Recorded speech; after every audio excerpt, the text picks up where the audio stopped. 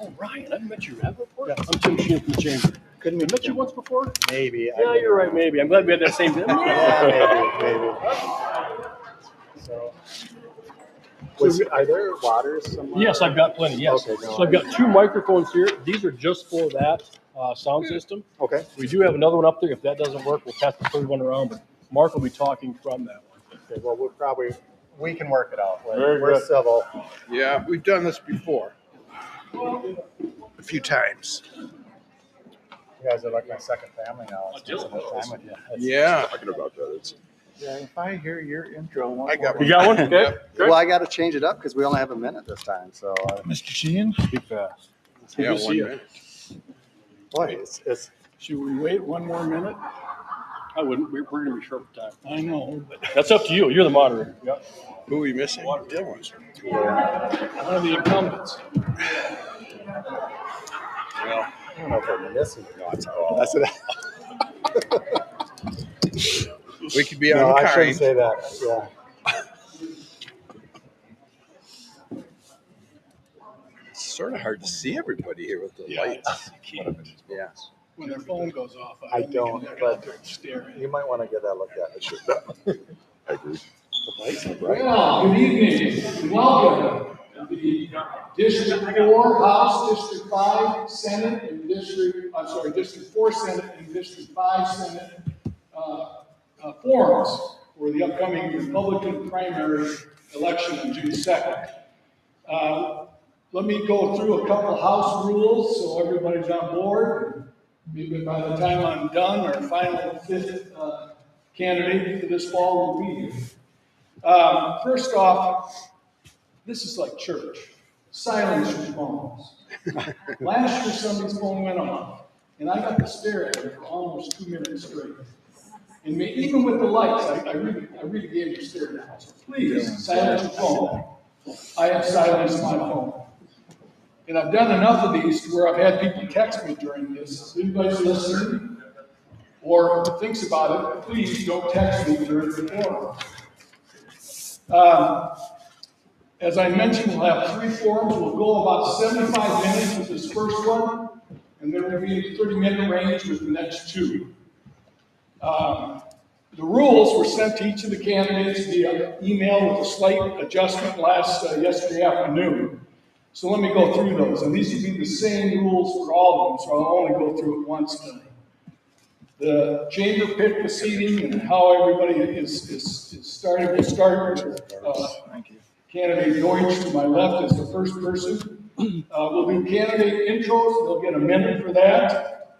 Then we'll move into the question and answer session. And the key here is for the candidates to answer the questions, not ask questions. I'll ask the questions and I'll ask on behalf of the chamber, my own research and those questions that we got from people in the community.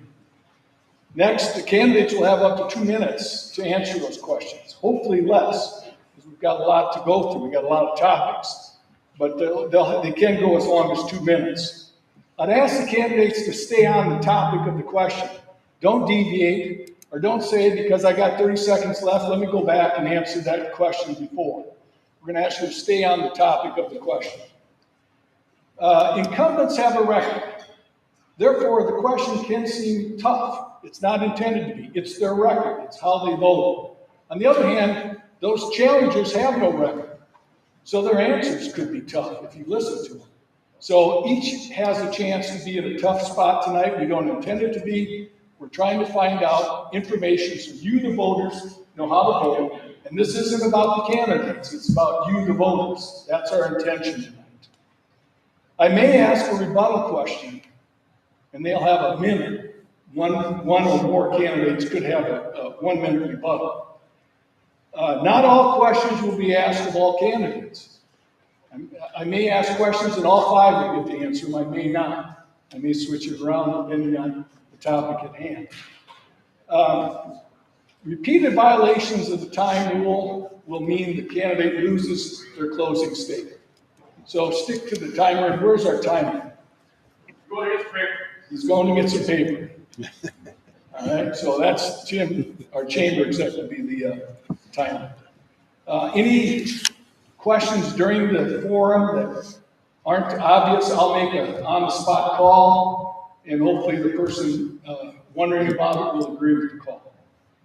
So with that, let me ask the candidates and the incumbents, any questions about the rules for tonight's forum? Mark, will the timer flash a card? How will we Yes, know? that's why he's going to get paper. Got it. So Sit in the back past the lights. in lieu of that, I'll be going like this. Hopefully not. So with that, let's go ahead and begin with our candidate introductions. Just tell us about yourself and all of that was in the rules. And begin with candidate Fred Deutsch. Fred, you have 1 minute. Thank you. Are we on? Testing. Test. Should be on. Hello. Yep, you're There we go. Okay. Hey, everyone. Great to be here. I'm Fred Deutsch. My wife and I have lived in Watertown since '83, where we practiced chiropractic together in the community. I've given back to Watertown my entire life, Boys and Girls Club Board, Immaculate Conception Parish, 8 years on the Watertown School Board, including board president, and 8 years serving in the South Dakota House. On a more personal level, my dad survived the Holocaust and came here with nothing. He taught me that freedom is fragile, hard work matters, and that service is a calling. The people across District 4 have called and asked me to run again. They want someone who shares their values and knows how to actually get things done in Pierre. I'd be honored to, again, earn your vote on June 2nd. Thank you, candidate. Candidate Uterberg. Good evening. My name is Gary Uterberg. I'm your bold and visionary candidate. Worked in the technology world. I've worked primarily as a millwright, servicing our nuclear energy fleet across this nation. I've worked and founded a nonprofit that serves our young people to inspire excellence through the gospel of Jesus Christ, to teach welding, Christian discipleship, and to help our young people to be able to find their path. That work is the most satisfying work that I've done. I've had several people ask me to run for office. The main goal that I can offer is that visionary, bold capability to build new pathways for our nation, for our state, and to help us grow economically in a way that suits our communities. Thank you, Gary. Representative Jordan, 1 minute. Thank you. Just want to give you props for the sound equipment. I have that same speaker. Representative Dylan Jordan, I'm glad to be your constitutional conservative serving District 4. It's been an honor to represent you. I am pro-life, pro-family, pro-First and Second Amendment, pro-property rights, and most of all, pro-freedom. And sorry I was late walking in. I got off work at 4:30. Went home and showered so my hands weren't all orange and didn't smell funny, so sorry about that, but thank you for coming and hosting. Candidate Cole. Yeah, Ryan Cole. I live in Melvin, South Dakota. Born and raised there by Rivello on a farm and ranch. My occupation is I'm a farmer and rancher for the civic volunteer. For about 25 years, I served in the military between the Army National Guard, the Air Force. I was active duty Air Force, and then I spent time in the reserves. So I've been all over the world fighting for our country, and I moved back here. I retired a couple of years ago from the reserves. Why am I running? Number one, after I retired from the reserves, I just felt drawn back to service. This time I want to serve at the state level. Number two, I'd like to bring some civility back to Pierre. I feel like we have representatives that aren't tackling the hard issues, the issues that we need to take care of. We need to take care of the things that are important to South Dakota: infrastructure, schools, making sure that from cradle to grave, we have a good quality of life. Sorry, here you go. And our timer is right there in the front row. You can see him, he's got a card. Okay, got it. Representative Rowe, you have 1 minute. All right, thanks, and thanks for having us. Watertown Chamber, looks like Steve Jerns is doing double duty again. Thank you, Steve. I am Kent Rowe. I'm the incumbent for District 4 House Representatives. I'm not going to give my full address. My family's lived here. I think my grandnephew will be 6th or 7th generation on the farm I grew up on, and good for him. Good for them. There's more than one. So anyways, I'm an appraiser. Formerly, I've owned several trucking companies along the way and other various interests that both passed and failed. So civic and volunteer organizations, I've been pretty involved with for water in the state of South Dakota. I've also been on the church board down here at New Lutheran for several years. I'm on a couple of professional organization boards of directors here in the state of South Dakota, the Professional Appraisers Association of South Dakota, and the American Society of Farm Managers and Rural Appraisers. There's a mouthful. I'll quit. Thank you for all following the guidelines. We appreciate it. The topics we'll get into today are general topics, kind of potpourri, taxes, some criminal reform, and economic development. Let's begin in the general area, in a general philosophical question. We'll begin with Gary, as since we started with Fred on the introductions. How do you decide on an issue? What's better done locally by the cities, schools, and counties versus what's done at the state, and a mandate from the state to those entities? So it's a local control versus state issue. I've got some examples. For example, cell phones in schools, which was debated this year. Is that a local or a state issue? And then another one is just up here in Cottington County, which is, of course, a big part of District 4, digital license plate readers. Should the state get in on that, or is that a local decision? So give me your philosophy on that. Splendid. Thank you for the question. 2 minutes. When we talk about local control, obviously the cell phones in the schools is something that we have schools that understand what the situation is locally, what's going on, what the parents' work schedules are, and so on. And so it really needs to be that local control.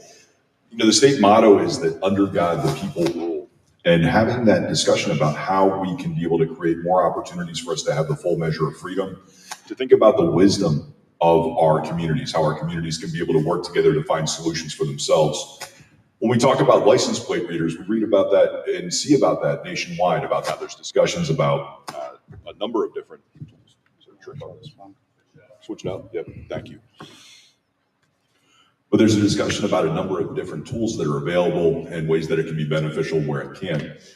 It's fascinating living in South Dakota because we really have this strong streak of independence. And that's a precious thing. When we think about South Dakota, so often I see it as a beacon on a hill.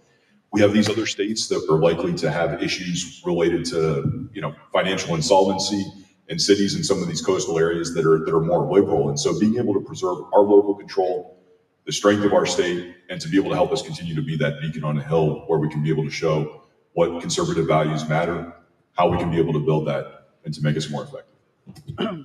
Representative Jordan, local control, the two examples being cell phones, which you debated this year, and recently the digital license plates here in Cottington County. Local issue, state issue. The cell phone issue, I was against and fought passionately against that bill because that is a local control issue, including local control of the parents or the teachers in the classroom, allowing it in that particular classroom. Peers should not be dictating to schools what to do there. As far as the cameras, I am against those, and I would not vote for any county commissioner that voted for that ever again. And as far as the state banning it, it gets to the question about red stoplight cameras if you don't stop at a red light in Sioux Falls, which I remember South Dakota sued Iowa, and there's a big controversy because they sent them to out-of-staters or tickets around Sioux City for speeding and all that. And South Dakota said they would not enforce that. So I think to go forward with South Dakota's principles, I don't think that we should have entrapment like that. So I'd be against those. Because I think you should have the freedom, and you are guilty or innocent until proven guilty. And I don't think having cameras around is something we should do. Question, follow. Where do you see the local versus the state? I didn't mean to just go on those two issues, but what's your philosophy? What belongs to the state and what's local? Well, there's local school boards. There are teachers, there are principals, there are city councilmen, school boards. A lot of those do it. And it's different. Each branch of government has different duties, where the state government can do a little more, but the true local control is what we want to do as individuals, and then it expands a little bit with the city and school boards, which they should have the most control. The more control you have local, the better. Ryan, I understand the question. Yes, so are we addressing those two issues or are those examples? Just examples. Okay, so I'm after philosophical. philosophical. So as according to Aristotle, no. Philosophically, anything we can do locally, I think we can do more efficiently. If you can get it to the local level, people are more conscious of where they're spending their money, and they're spending it in the places that are most needed. So local control is huge. It also allows communities to choose where they want to go, what works for them and where they want to go. However, regarding the state should be able to partner with local communities and make sure that the laws and regulations help communities get to where they need to be and provide some resources if necessary, or guidance or infrastructure support to make sure that our communities can succeed. So most things, especially economically, should be determined locally. Of course, if they're crossing county lines, the state should have a little input on that. So that's my philosophical belief on that. Representative Rowe, 2 minutes. On the cell phones in schools, I voted for that because it was put to me that state enforcement of that is going to be the equivalent of policing whether or not you tear the mattress tags off of your mattresses, okay? It was asked for by some of the school districts to kind of give them a little backstop to build from. I don't think it's a real intrusion of the child's privacy to have their cell phone perhaps contained. I think we've all seen, Melissa and I, we go out to eat once in a while, and I always stand around and look see who's all on their cell phones, and it's kind of sad when you look around and you see a family of 5 sitting there with 5 faces stuck on a screen. I'm not a big fan of that.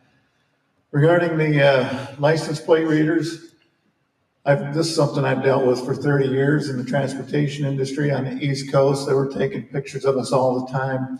I paid fines from the state of Iowa for speeding and red lights both. Obviously, that's a federal thing. So I don't know if there's funding, highway funding tied to those mandates or not. I trust the county commission in their judgment, as I think most county commissions should be respected. I think the state's position is to make a policy that works across the board, that can be fine-tuned for the locality. And that's the way our government's always worked. You can't supersede federal law or state law if you're the lesser authority, but you can build upon that rule set and make it fit the locality. And that's the role of counties and townships and municipalities. Okay, we'll pass it like that in case that one doesn't work. Fred, same question. Thank you.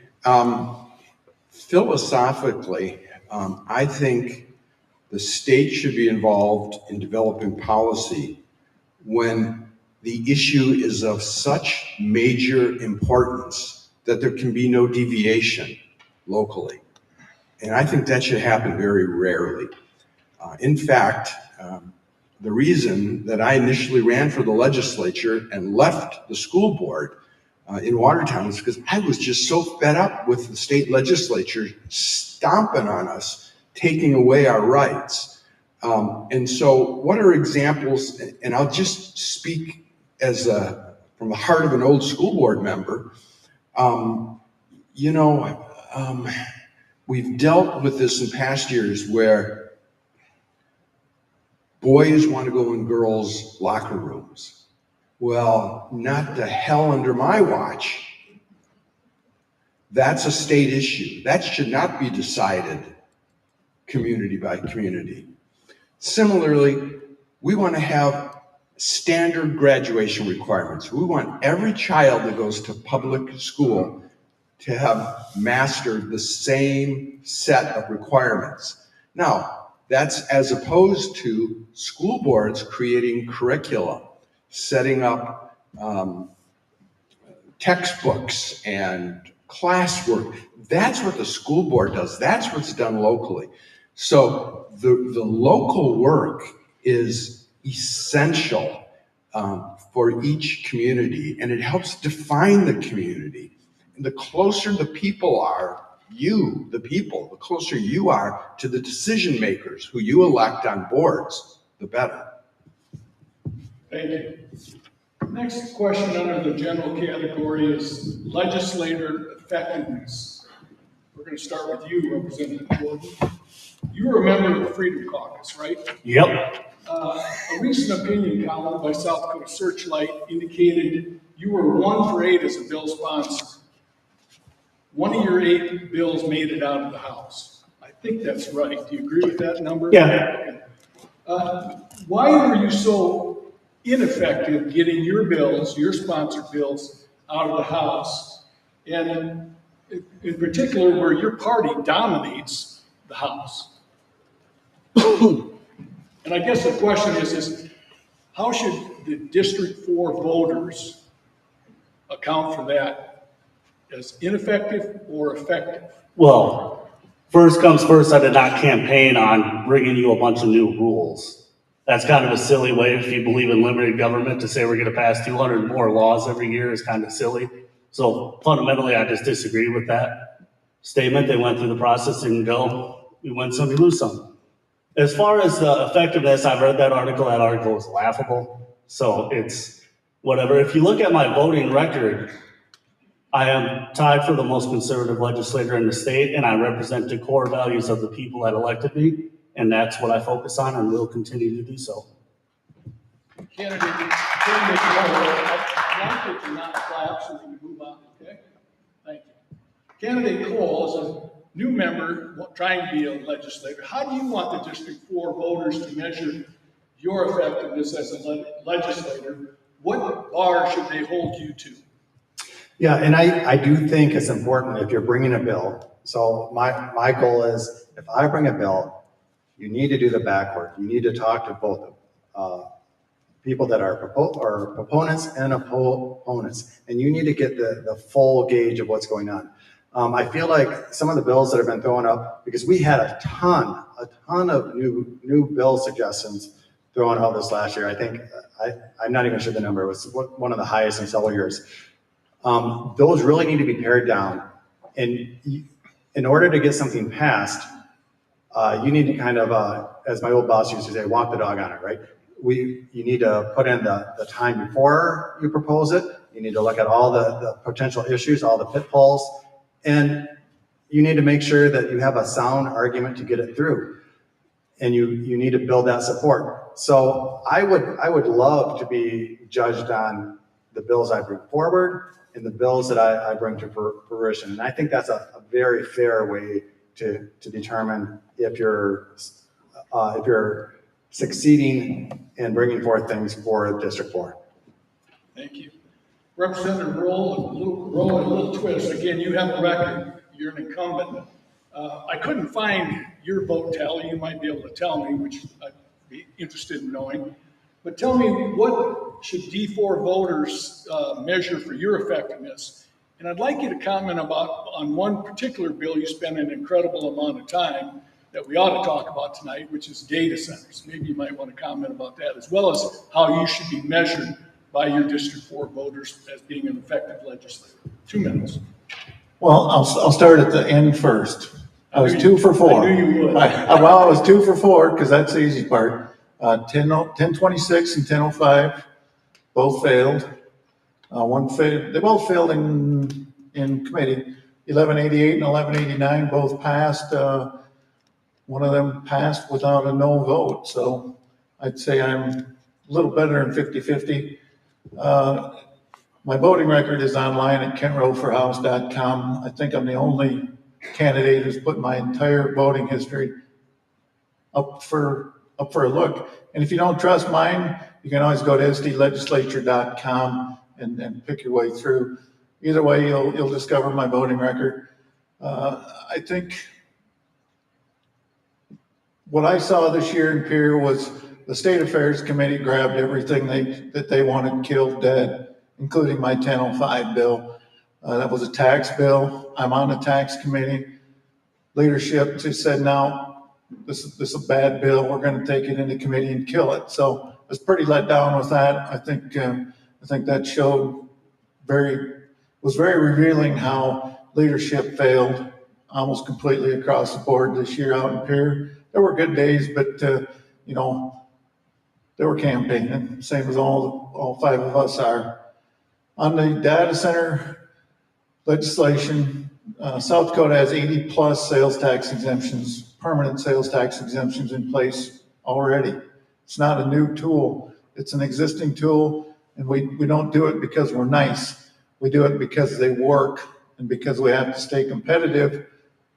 As one state of 50, we have to stay competitive, and we have to kind of honor our neighbors through being competitive, keeping them honest, but also understanding the importance of those tools. I'll pass the mic down. Fred, the question as a challenger, how do you want the D4 voters to measure your effectiveness as the legislators? Well, that's a great question. Well, first, I do have a record also that people can look at online. I've passed 19 bills over my 8 years, which I think is more than, whoops, everyone else. I got a little excited there. Now my mic has gone out. I think it's shorted. Goodness. Oh, yeah. Testing. Try this way. Test. Here. Test. Okay, did you get that on camera? So 19 bills, more than all of the other candidates together. How I want the folks in D4 to remember me if they send me back to Pierre is that I worked hard, I listened hard. I think being a good legislator is about listening. Number one, listen, and then develop, as Ryan said, develop those collaborations, do the prep work. That's what I've always done is the prep work, talk to people, both sides, and then you can advance your bill. I want to be known as a workhorse, not a show horse. And essentially that's what I've been all of my 8 years as a workhorse. So if I can be thought of as a person that does the work of District 4 on the issues that are important to District 4, I'd be grateful. Okay, thank you. We'll move on to question number 3, and that's, we start with. Do I get to answer? You gotta give Gary. Gary, thank You got one more. Yep, one more. This is your role, you guys. Go ahead. Gary. Teamwork. 2 minutes. So to judge my work in District 4, how are we serving? What are the areas that we're looking at? I've been involved in our legislative process in a number of different settings. I've worked to be able to advocate for and against different bills. And so I've had times where we've gone in and there was a bill that I considered to be ill-considered. Very much my mission is to be able to create collaboration. My tagline is to build prosperity through partnership. And so often I've gone into areas that could be very, very contentious, and I end up making friends with everybody and bringing everybody together and having these conversations afterwards. There was a bill last year that a legislator from West River had brought forward that just didn't work well. And we were able to put together a coalition of people to come together to talk, share what our experience was, and then afterwards actually had good conversation and good friendship with that legislator. And so my mission is very much to be able to listen, to be able to identify what's going on in our community, to be able to think about innovative solutions. One of the innovative solutions that I do have out there is something called the Dakota Bridge Cooperative. And so there's different ways that we can be able to think about what the role of government is, how we can be able to build workforce economic development. At the end of the day, it's what is going on in your life. Do you have money to be able to grow your family? Do you have the opportunity to be able to grow your community? Do you feel safe in your home? Do you feel safe in your community? So much of this is what my focus is on as your candidate for District 4. Thank you, and I apologize. All right, we move on to the next question, which is going to go to candidate Cole. This is a lightning round question. So it's a yes or no answer. Anything more, I'll cut you off. We heard a lot about SB 245. We're hearing a lot in the primary race. I can't seem to get it off my TV, and my wife is really tired of it. A recent South Dakota News Watch poll found 49% of South Dakotans opposed the bill. So the lightning round question is simply yes or no. Did you, or would you, as a challenger, support using the end of the temporary sales tax increase to 4.5% or at 4.5% for property tax reductions for owner-occupied homes? Yes or no? No. Ken? Sit. I voted no. Fred? Yes. Yes? Gary? No. No? Dylan? I voted yes. Okay. For those that voted no, starting back with Ryan, what would you do with that 3% increase that'll go into effect next year, knowing that the legislature tried to pull it back and it failed? Yeah, so, It'd be a 1 minute. okay, so with that 3%, we should actually be meeting our constitutional obligations to supporting our teachers, doing the increase of the big three: teachers, medical care workers. That's why we were in such of a budget shortfall to start with. Kind of going back, the reason we ended up with that reduction is there was a move to get rid of, get rid of sales tax on groceries, which I think was a good idea. It needed to be pared down a little bit. But when that didn't work, the legislature and the governor at the time just looked for a quick W, a quick win. And that's why we had that reduction. And that's why part of the reason we are in such of a budget crunch right now. So there we go. You voted no. I voted against it, Senate Bill 245. Again, another failure in leadership. They bypassed the tax committee, took it straight to the floor. You should check out who that leadership was. It came at us, it's half-baked.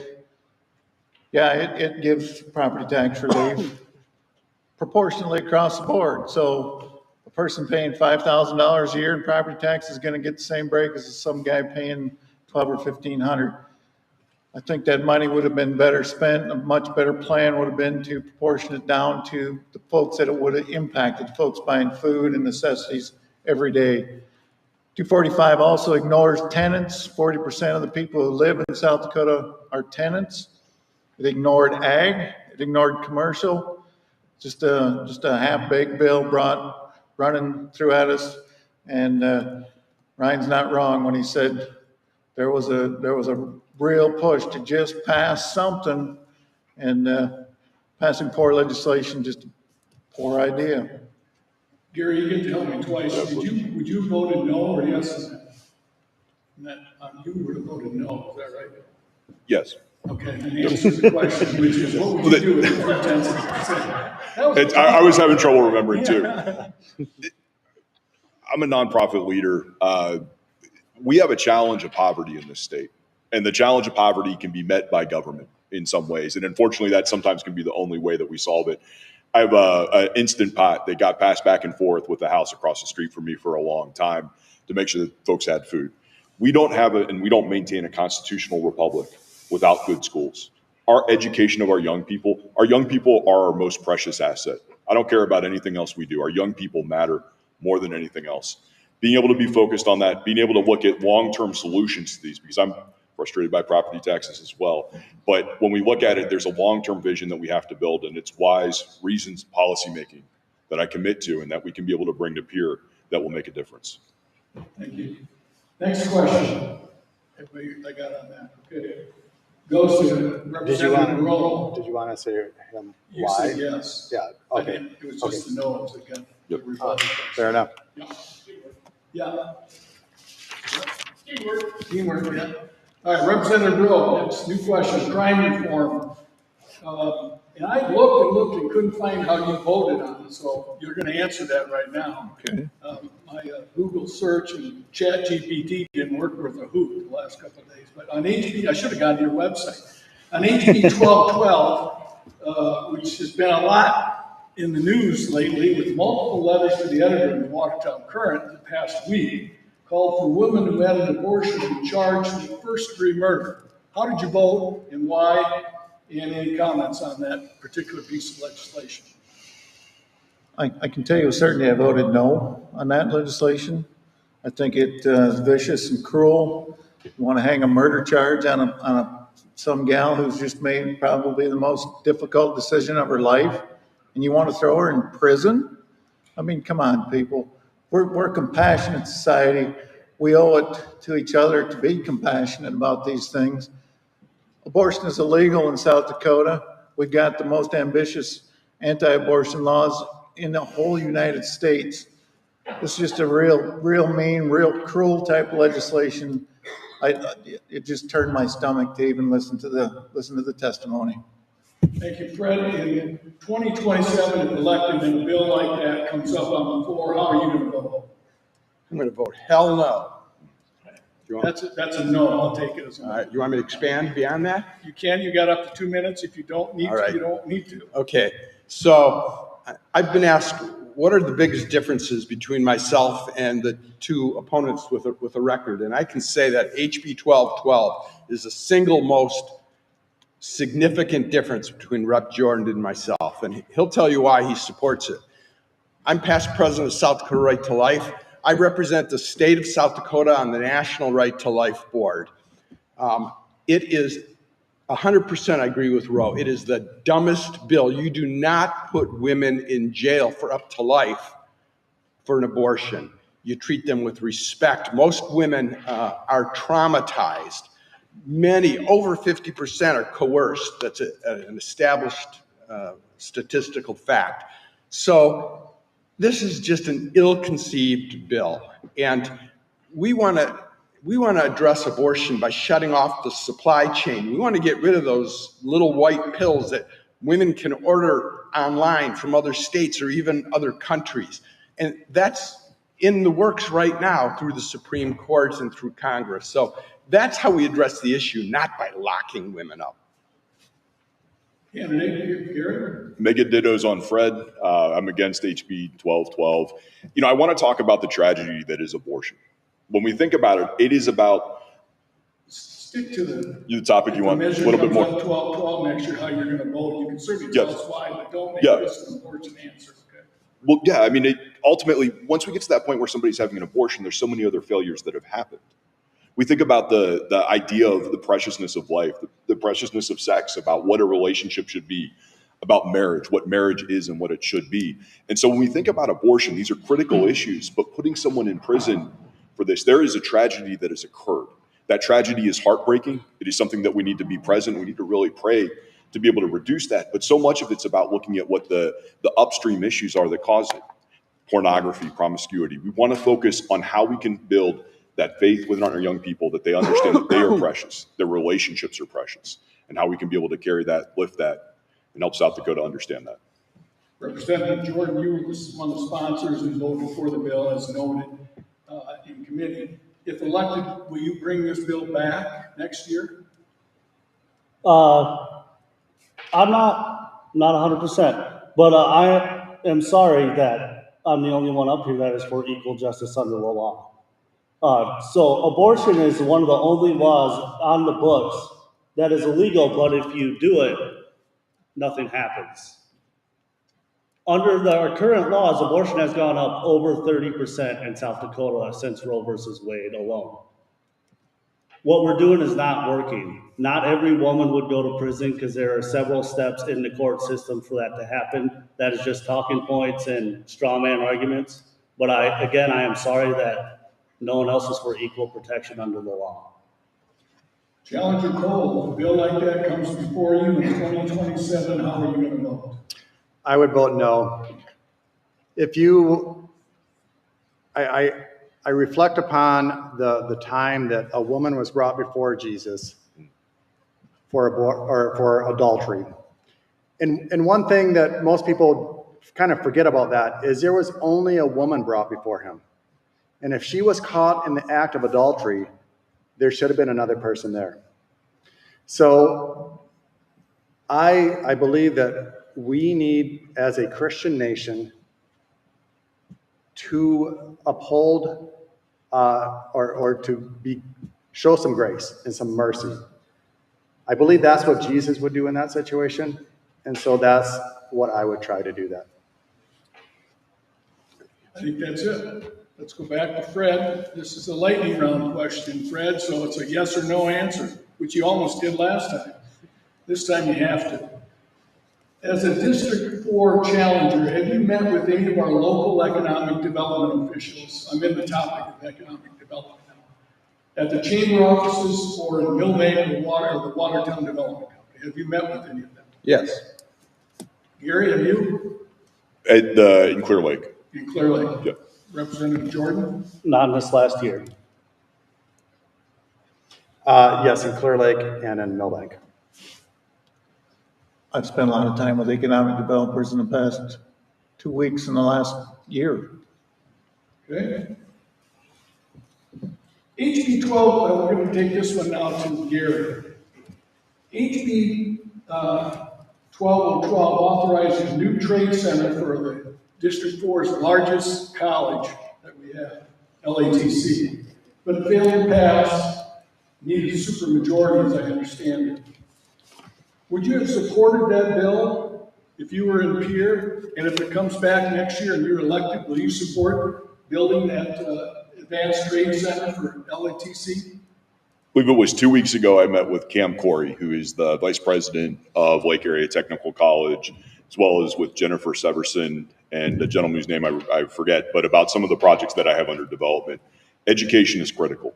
Being able to build Lake Area Technical College and the technical colleges across the state is a critical aspect, especially with trades careers. When we look at the opportunity we have right now in South Dakota, we have $1.7 billion worth of power generation scheduled for installation, which was part of the topic that I was there to talk to Mr. Corey about. And we have this change that's coming for our state. We have to make sure that our people are working on these jobs, make sure that that would be something that would pass, that we'd be able to find that supermajority, being able to have that team together so that we can have a good outcome. Representative Jordan, you voted no on the floor. I don't know how you do, was it in your committee? I don't know. I don't think, No. Yeah. Tell me if you would, the bill comes back, which given it almost had a supermajority, it may very well. Where do you stand on supporting that LATC trade center? I would have to look at what the budget is next year, but the reason I voted no is because everyone always, if you look at the voting records, all the conservatives vote against every school that's not in their home district, but vote for the ones that are in their district. And I thought it'd be inconsistent for me to just, okay, because it's my hometown. Also, one of the programs was HVAC. If you want a job, get HVAC. Know a lot of people in HVAC. Go apply for a job in HVAC. So Lake Area gets a decent amount of funding and a good amount of funding, and I'm sorry it didn't pass this year, but sometimes that happens. I got to do a follow-up. I make sure I understand it. You voted not for District 4, but with a conservative group, the Freedom Caucus, and that's who you voted for first over the D4 LATC? I voted my principals. Okay. All right. Representative Cole, if you had that bill come up. Well, thanks for the promotion. So I would vote yes. Lake Area is such an amazing gem, and although it is in District 5, District 5 and District 4 are very, very closely connected. And anything we can do to get another opportunity for our kids to get education in this area increases the chances that they will stay here.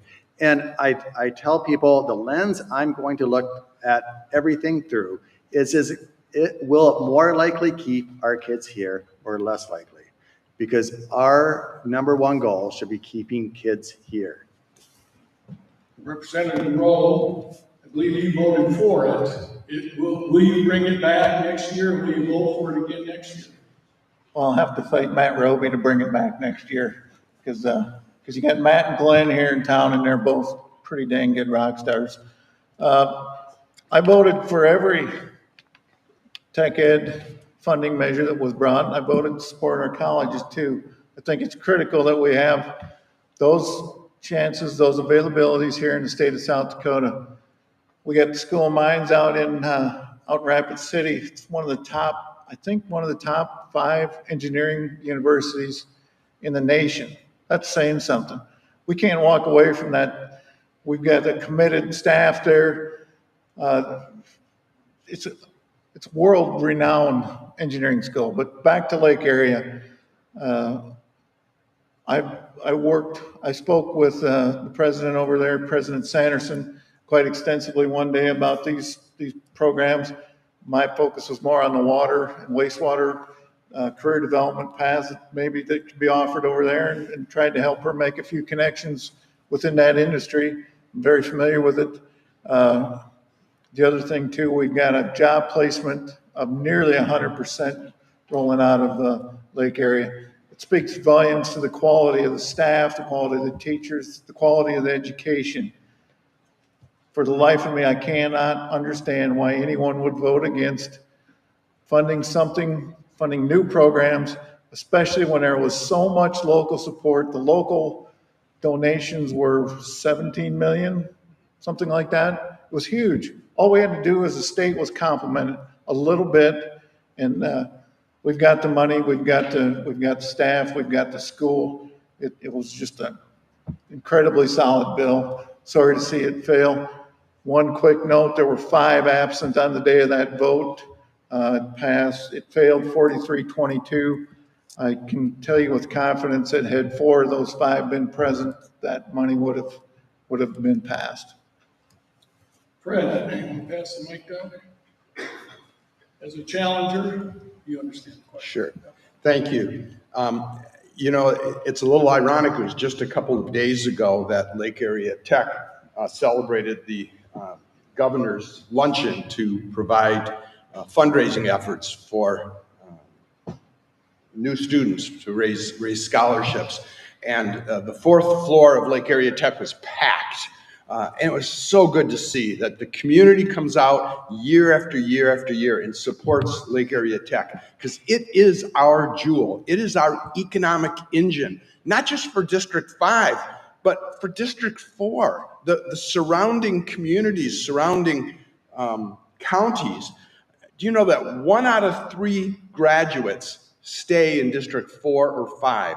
99% of graduates get a job out of Lake Area Tech. It is an amazing institute. And would I support it? Of course I would. I can't fathom not supporting it. When you go to the legislature, you have a couple of different hats that you wear. And one is that you wear a hat that you are an advocate for South Dakota. But you also wear another hat that you are an advocate for District 4, in my case. And what is more important than having a good opportunity to grow and expand our education, to keep our children here? So yes, I would absolutely support it if it came back next year. Thank you.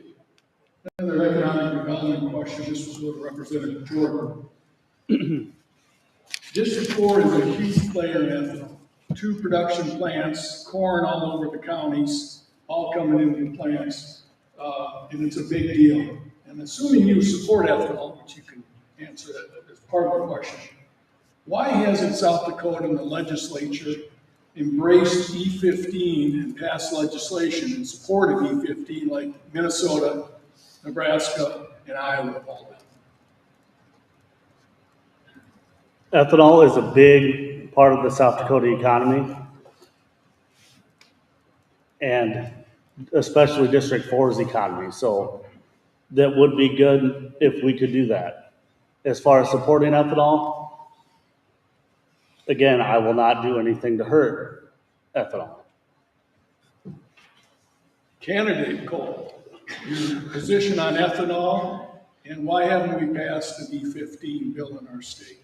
So I can't really tell you why we haven't passed an E15 bill. I can tell you I am a firm supporter of ethanol. As a farmer, I can tell you, if you look at a map of corn basis prices, which is what it is below or above Chicago market, you can look at that map and look at the basis, and you can pick out where ethanol plants are, because ethanol is so huge in increasing the price of corn and getting a better deal for our farmers. Plus, we get the byproducts of distillers grain that is amazing feed for cattle. I think we ought to do more. I think it was Nebraska, the state of Nebraska actually passed a bill that all state vehicles would run on E30. They did an experiment. They led the way with that, and they found you need to look it up. It was great results, and I would actually advocate that because we need to go above E15. We should be looking at E30 and perhaps beyond. And the other thing I'll say is I spent a year in Iraq, and I know I was told that I was there because of nation building, but I was there because of oil. Ethanol gives us another option. It gets us off being globally dependent on a commodity that crazy people in a country that most people can't find on a map can disrupt oil for months. So yes, I'm a big supporter of E15. Thank you. Representative Rule, 2 minutes. On the E15 question, I've talked with Senator Thune and Senator Rounds and also Congressman Johnson about this very thing. Why can't we get the inclusion rate in gasoline of ethanol increased to E15? I think it's a great market, and they're working on it. There are EPA rules. We can stand here and we can promote it all night long, and that's very important. At the end of the day, I think that's probably going to be a federal decision. But again, if you know anybody in the ethanol industry or any corn farmer, tell them to call one of them three or call all three and promote this. It's critically important that our voices are heard. The ethanol market drives the local corn industry. My parents are here tonight. They were they had meetings in their own house over this establishing Glacial Lakes Energy, and I think that everyone knows all of that. And the other thing that we need to remember is ethanol production from corn isn't limited to strictly ethanol. We've got other byproducts that are marketable, that have markets, and we're not realizing the full value out of our kernel of corn, whether it's feeding cattle or making ethanol or throwing on a train and shipping it overseas. The ethanol guys do a fantastic job, and I think we owe them a lot of respect, and I know that they're doing everything that they can to increase the value of corn in northeastern South Dakota. Quick follow-up.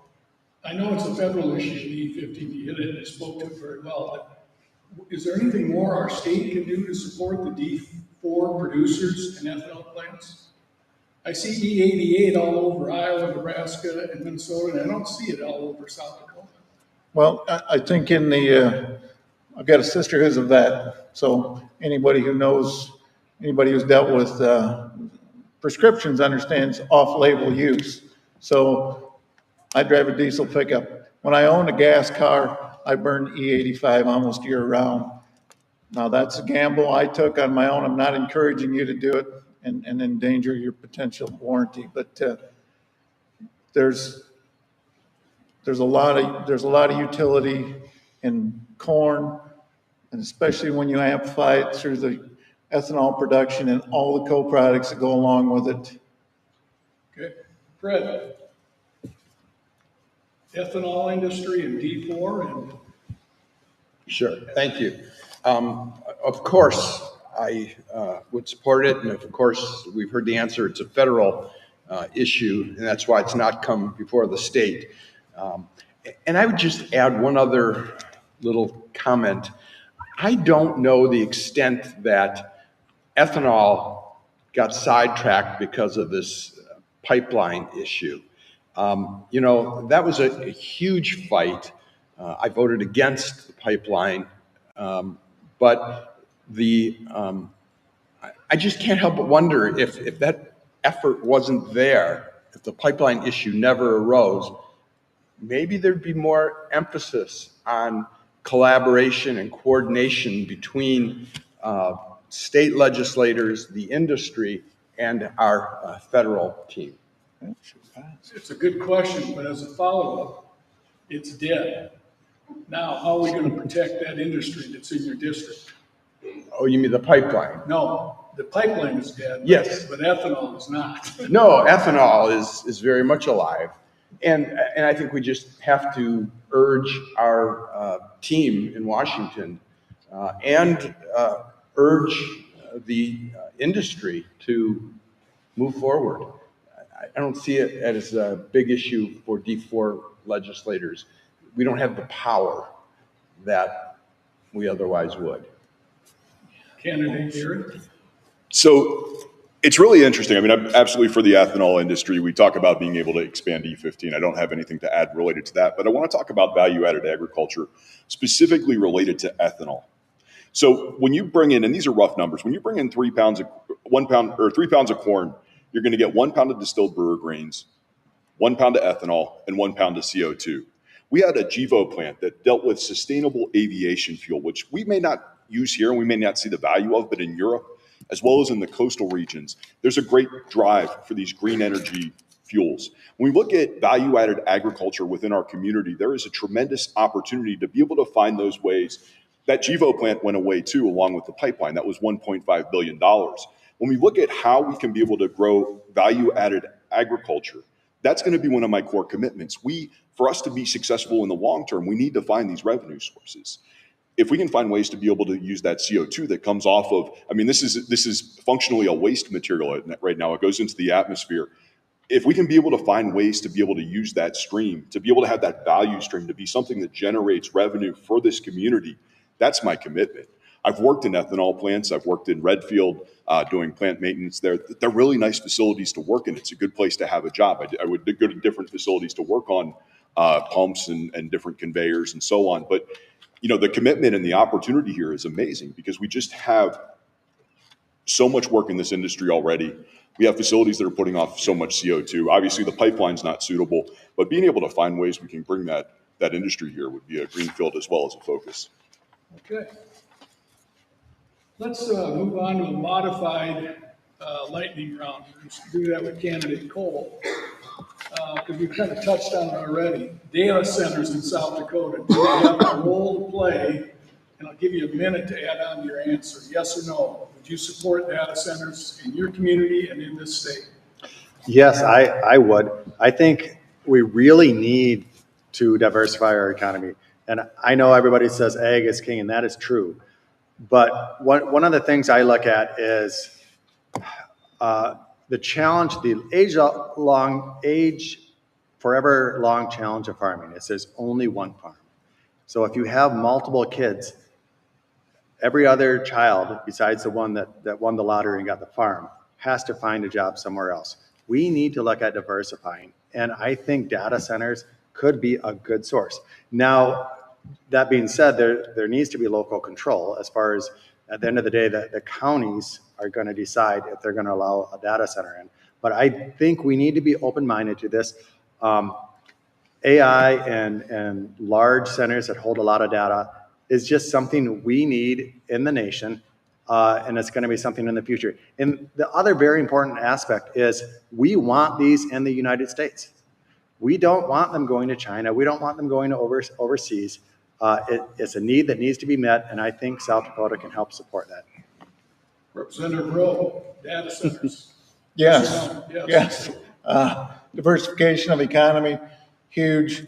I'm not going to get modest on this answer. I'm not going to say, well, I kind of like them, I kind of don't like them. I don't know. I like them. I think they're economic powerhouses. All we have to do is look at the state of North Dakota. I stay in pretty close contact with some folks up at Ellendale. Applied Digital has put close to $500,000 back into the Ellendale and Dickey County communities direct. That's not through any additional property taxes or sales taxes that they would have generated. The other thing too, there's 40 plus states that already have good tax policy in place. That was the impetus behind my 1005. It's like, there's 40 states that are doing this. Why is South Dakota so behind? Why do we have effectively 0 data centers in South Dakota? And North Dakota's, they'll be north of 2 gigawatts of data centers. So state incentives, sales tax exemptions, we've already got 80 plus of them. Why? Again, not because we're nice, but because they work. We've also got GOED, worked extensively with them. We tried and tried to get something palatable to the folks who just, well, I like them, but I don't like them. That expended a lot of energy on that. We've got the RPP program. That's a sales tax rebate. We've got TIFs. Those started in 1978. There's been hundreds of them with one failure, and that may or may not end up being a failure. We don't really know at this point. It's good work. Back to Fred. Thank you. We on? So yes, I would support data centers under the provision of our state motto, under God the people rule. The people should always have the choice and the decision. And so local control plays a huge role. The efforts need to be fair. And with all due respect to my good friend, Representative Rowe, I would not have voted for his bill because I think 50-year tax exemption is obscene. It needs to be standardized with every other type of benefit or advantage that we give to other industries.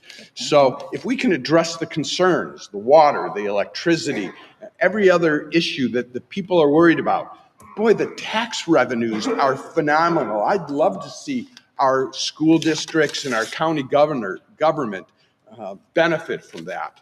So yes, I would support them if they were supported by the people. Quick follow-up, would you have amended Representative Rowe's bill to what, 30 years, 20 years, 15 years?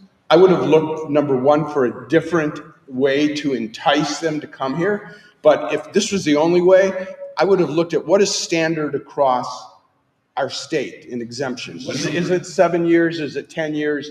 And I would have provided them the same standard benefit. Okay. Here. Does anybody know how much the Texas Office of Economic Development is offering for tax incentives for data centers right now? You know? It's $1 billion. It's $1 billion. We are on the precipice of a change that every major technological innovation that's ever happened could be compressed into what's coming. And we have a choice if we want to take part in it or if we don't. The opportunity is to look at environmental monitoring, to look at utility usage, to look at water usage. These projects cannot impact our local communities in a significant way. I've worked in the nuclear energy industry. The level of monitoring, analysis, data collection that goes on there is the same thing that we can do with our data centers. We can look at our utility usage, how much electricity is utilized by these data centers, ensuring that our communities can be able to ensure that their electrical rates hopefully will go down. There's data. Representative Rose talked about how there's communities where your electrical rate has genuinely gone down because of data centers being there, because it depends on how the load is calculated. So you really want to look at and analyze what this opportunity is and to make sure that South Dakota takes part in it, because there's so many changes. We have Dakota State University that has just a phenomenal AI intelligence school there. We need to keep our young people here, and the pathways that we can do to do that is through working intelligently with data centers. Representative Jordan, data centers. I'm a no to the one in Dual County, but if Sioux Falls wants to add one, go ahead. It's a local control issue. I am against the crony capitalism tax exemptions, and I'm the only candidate up here that has a record that was against that the whole time. Okay, final question, and I think that goes to Representative Rowe. And this deals with the topic of outdoors. And what I'm trying to understand, even though Lake and Pesca and Pelican aren't in your district, the Big Sioux River is, runs smack dab through it. And given that only 27% of our state streams and 17% of our lakes meet the guidelines for fishing, swimming, and aquatic life, how good a job are we doing as a state at the Game Fish and Parks and DNR? And what can we do different to improve those numbers? And what would you sponsor or support? Well, the game fish and parks, tough nut to crack. They've benefited from a long line of being trustworthy, and I think they still are. District 4 down here with the Barry Little family, they won the Leopold Award for conservation last year. I've worked with conservation, the State Soil Conservation Service, trying to develop a more attractive program for riparian buffers along streams, which would solve a portion of the problem. I don't have a good answer for that. I think riparian buffers are a front-end tool that we can use, but then we creep into, hey, does this farmer, is he on board with this? And that's such a big can of worms. It's going to really be hard to develop a good answer that kind of covers all the bases. But, you know, soil conservation is incredibly important in South Dakota. The CRP program does some of that, and I know that there are stream fronting programs where you can enroll riverfront type or stream front stuff, stream front property into different conservation programs that do impact the runoff. And I think that that's obviously our largest cause of headaches that we're getting, whether it's manure or whether it's fertilizer runoff or even herbicide, insecticide type stuff. Candidate Deutsch. Thank you. That's a really good question, challenging question. I'll share with you that in 2015 was the initial bill for these buffers that was brought forward by Senator Jim Peterson. I was one of just 3 co-sponsors. The bill did pass and has been muddled over the years, but that was something that was new and different back then. We just need to continue to work on focusing on the efforts to improve our state, improve our world for our children. You know, it is what it is right now, and it's not getting any better. We need to put work into reducing pollution, dealing with the explosion of chemicals in our environment. So I just think that we need to do more. And again, I don't have a great answer for you other than to say I'm very willing and desire to improve our conservation efforts. Candidate Gary. Yeah, of course. I'm a big outdoorsman, so fishing and these are areas I love to spend time. You know, when we think about it, these issues of runoff and effluent discharge can be very difficult. It really detracts the water quality. You know, we can look at the Army Corps of Engineers as a source for material and information. There can be farming practices that can be used around these riparian buffers to be able to help us have a better outcome, you know, to be able to reduce the runoff, to be able to look at that. A lot of it is being able to work and listen to stakeholders and identify where these point sources are for the pollution, to be able to have those discussions, and then just to be able to learn what are solutions. Maybe it's different tillage or different methods in the buffer zones around these waters where we can be able to work on that. I have dealt with 40 CFR 112 spill prevention, control, and countermeasures programs before, and had been an administrator of that for a distributed program in northern Nevada. So there's exposure that I've had for dealing with these sorts of issues. And so there's a good opportunity here. Definitely have a depth of knowledge and definitely interested in being able to improve the quality of life in our waterways. Representative Jordan. Yeah, thank you. To be honest, I don't have a great answer for that. But in Pierre, the Game Fish and Parks, they talk is the 4th branch of government. We've given away a lot of legislative oversight and taken that away. So I think one issue to address that is to bring some of that power back to the legislature and handle it from there. So us local, we can bring bills and can be more on top of that. One thing on the subject of conservation, I am glad the one bill that I had passed was 1265, which helps second chance flight. That helps the wildlife, which is part of conservation. So I'm glad to be able to do that, or to have been able to help with that. But other than that, you just need the legislature needs to gain back control and take back legislative oversight. Candidate Cole. Yeah, I think we've heard some good stuff here. Working with the Corps of Engineers, that would be a phenomenal resource. I normally would never say this, but we could kind of look at what Minnesota's doing a little bit. They are actually doing a pretty good job. So I'm not saying we need to emulate everything they do, but when it comes to that, and finding the stakeholders. Farmers are very interested in conservation too. You have to realize, I mean, we're trying to leave this to our kids. So education and looking at effects of what we're doing, we're equal stakeholders, and we wanna help find the solution.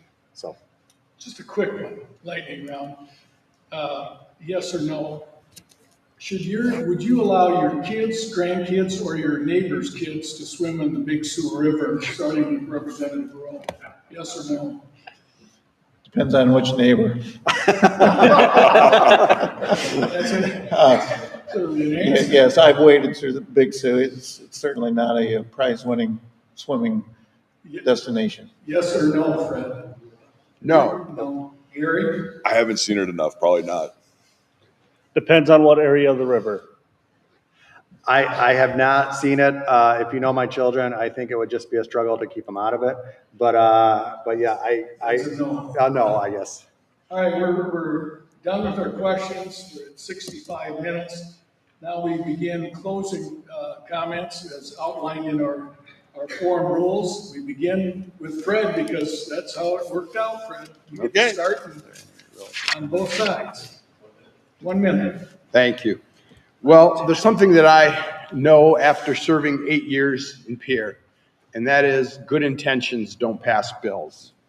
Relationships pass bills.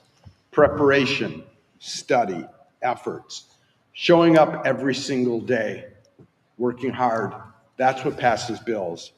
I've built those relationships. I have the record, 19 bills I've passed into law. I have a career 100% pro-life voting record with South Dakota Right to Life. No one else at this table has that. Real results for rural health care, a huge issue that we really didn't talk about, a huge issue for our schools and for people of this district.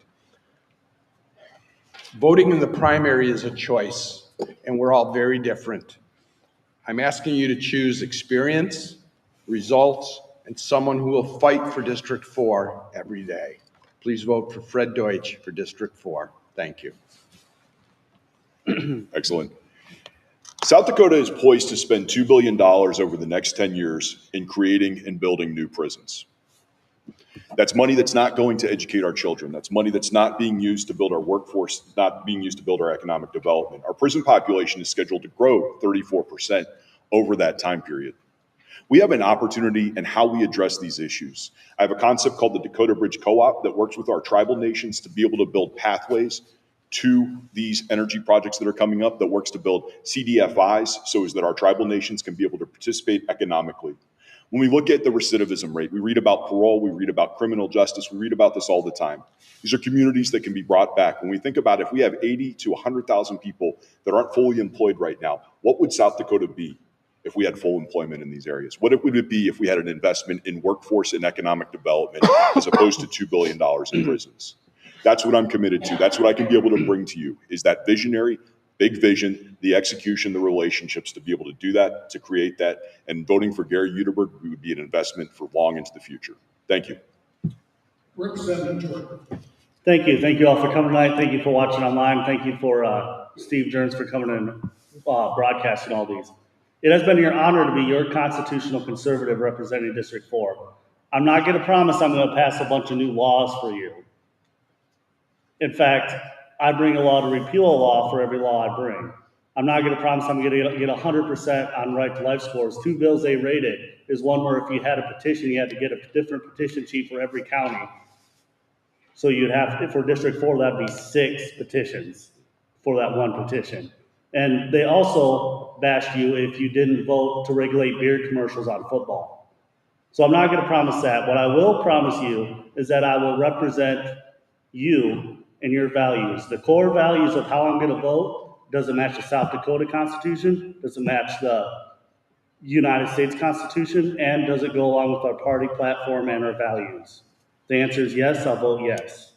That's how I'll vote. We're a representative republic. If you think that's how you would like to be represented, please vote Dylan Jordan. Thank you. Candidate Cole. I got the honor to serve in our military for several years. For 9 years, I was an intel officer for the Air Force. I've been to Iraq. I've been to Afghanistan. I've been to other places that I can't even mention. And after 9 years, I came back here because, number one, I'm a farmer, and farming is in my blood, and this is where I wanted to be. But about 7 years ago, something changed me forever, and I'll never go back. 7 years ago in Watertown, my daughter was born. And holding my daughter changed my perspective. It clarified things. My goal is to make sure that our state remains great for our children. I'm going to be fighting for farmers and ranchers. I'm going to be fighting for education because education is so important to our kids. And I'm going to be fighting for rural communities because we have great rural communities in District 4. And without good shepherding and without a little bit of work and looking ahead, we're going to lose them. They're going to get to the point where they can't sustain themselves anymore.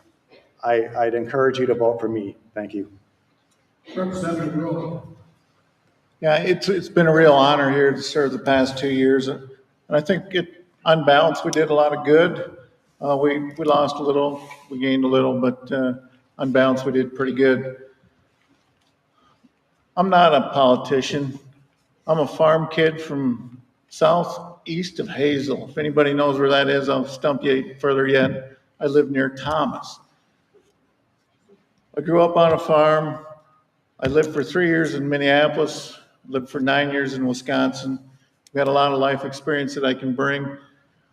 I've been an extremely small businessman working on 4 different businesses at one time, so I don't know how you divide that down anyways. They didn't all make it, unfortunately. I'm going to continue my work for District 4. We need good policy. We need hands-off government. We need to develop a competitive nature for our entire state, put those policies out for different municipalities or counties to take advantage of. I'm going to keep working on conservation issues, which are important. Wasn't expecting that question tonight. Going to keep working on economic policy. You know, we lose a lot of kids. They just cross that state line and they can make more money. We need to stop the brain drain. We need to provide economic opportunity here that's equal to the rest of the nation. Well, that concludes our District 4 House forum. Not all questions were asked. Stay tuned. We may hear some different questions in the next 2 forums. Otherwise, everybody would have already heard all the answers from these fine folks. One of the things about running for office and being an elected official is being in the public square, and that's both good and bad, as all these folks can talk to. But one of the things we ought to do is we ought to express our gratitude for all 5, and having 5 candidates to pick from in this Republican primary, and we ought to thank you for that. So my hat's off to all of you. Thank you, and best of luck. Thank you.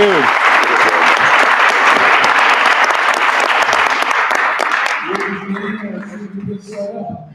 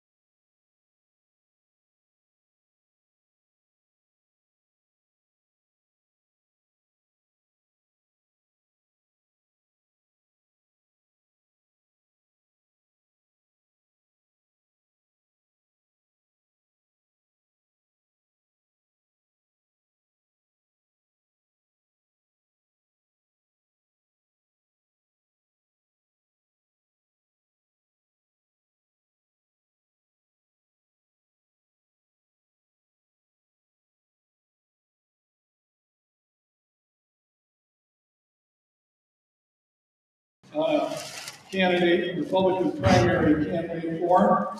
Same rules apply, which they all had, and which I covered a few minutes ago. Anybody new, if you have to silence your phone, please do so. Please stay on topic on the questions. We'll move along.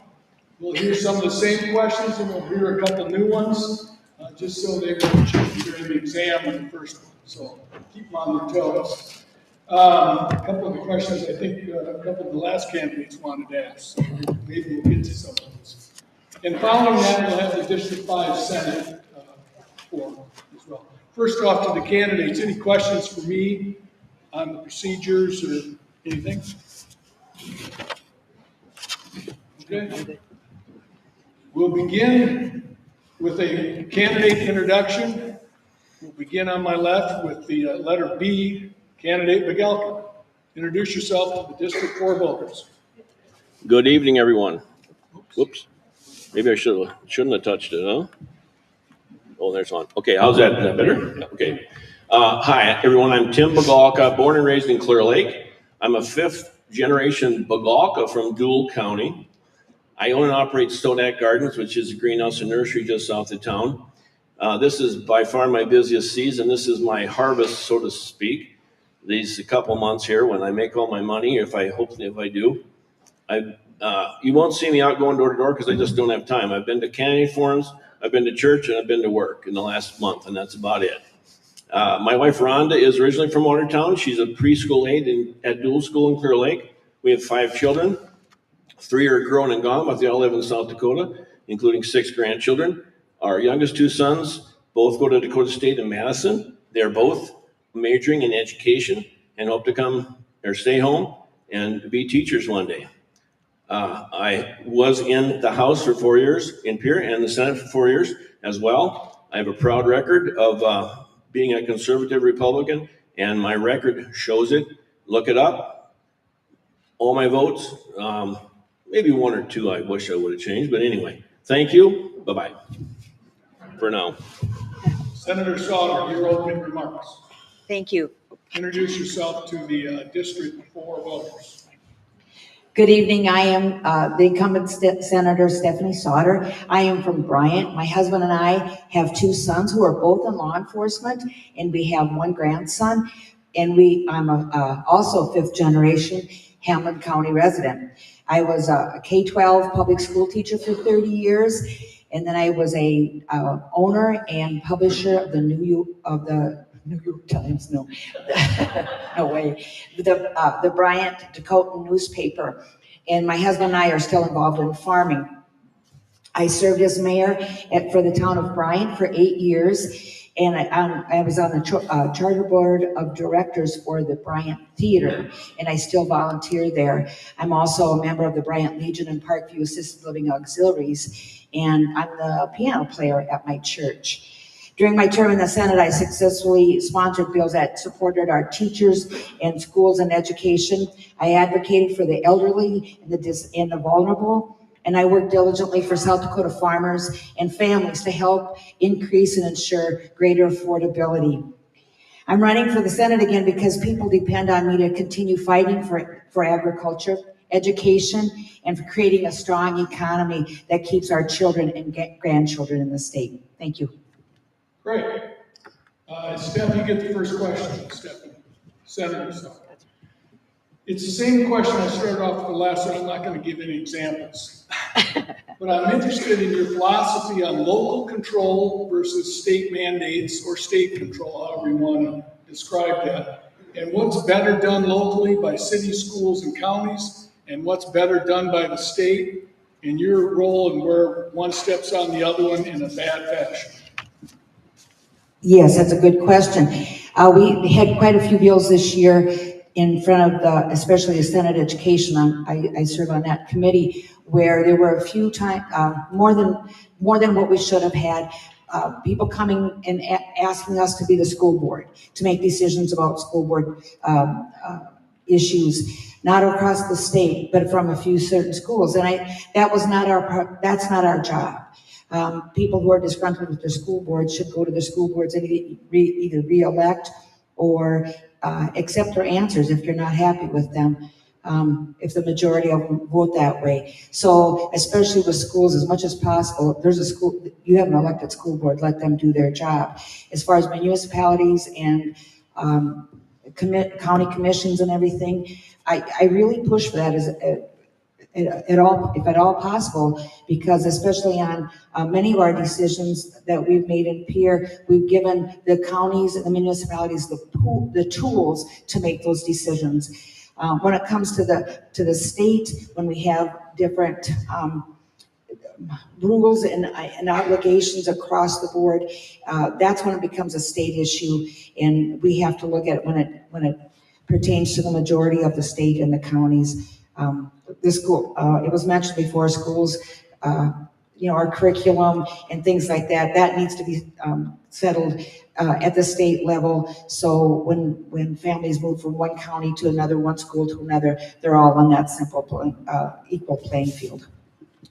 Candidate Tim, your thoughts on local control and state? Thank you. Generally, I'm all in favor of local control. The lower on the rung, the jurisdiction, the better.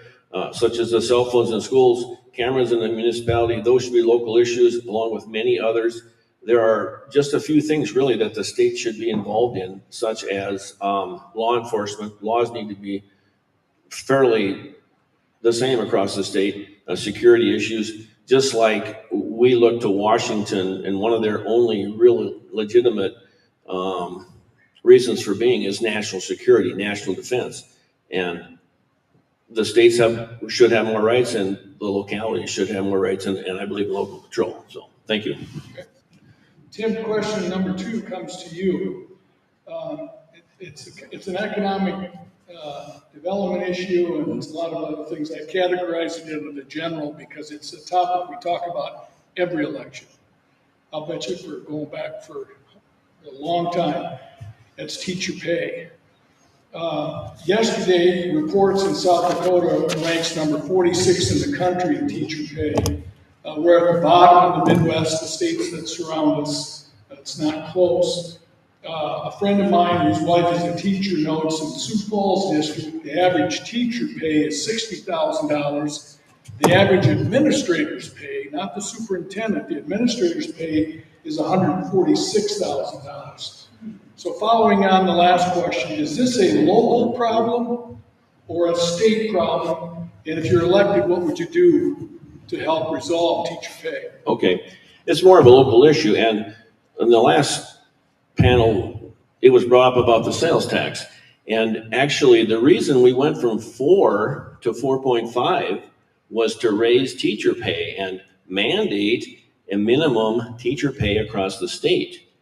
And then there was a caveat in there that says once we get X number of dollars from internet sales, we should drop it back to 4.2.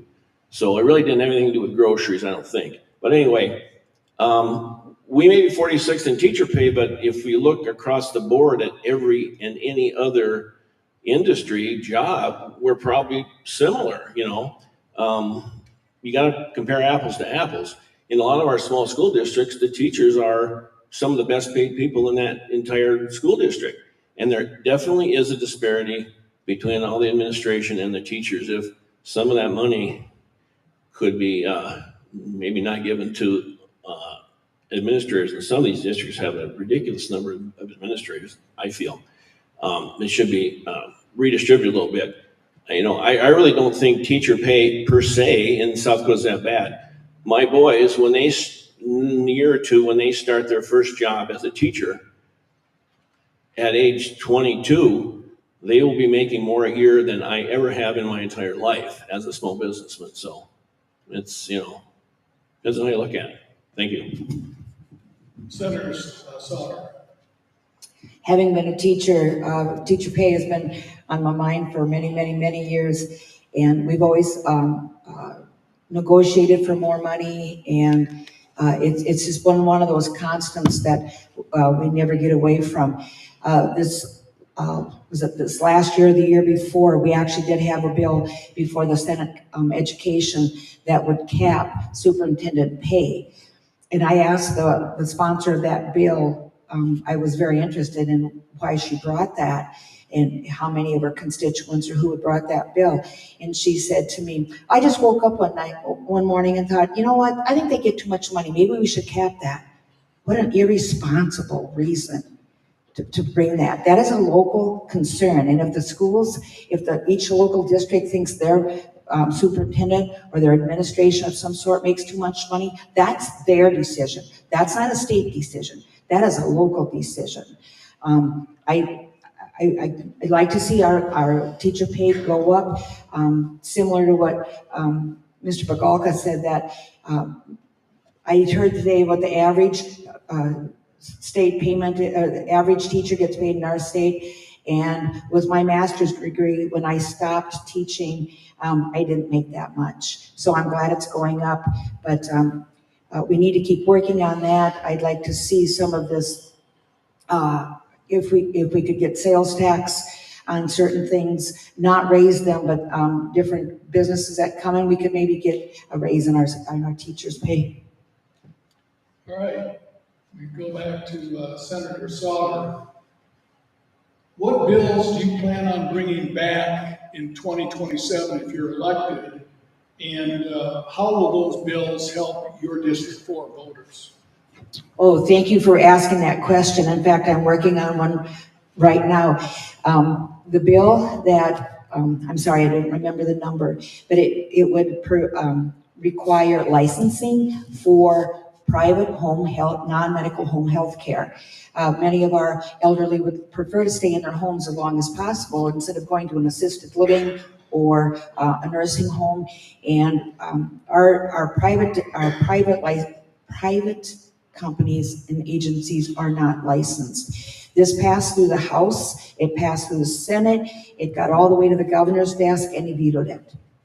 And so we're trying to rework it. Some thought it was in the wrong department, and so we're trying to fix that right now. So that's my priority right now, is to take care of our elderly and the most vulnerable, so they can, and their families, so they can stay in their own homes. Since you were in the legislature this last few years, is there a bill that failed that you want to see come back in 2027 that you may or may not have written?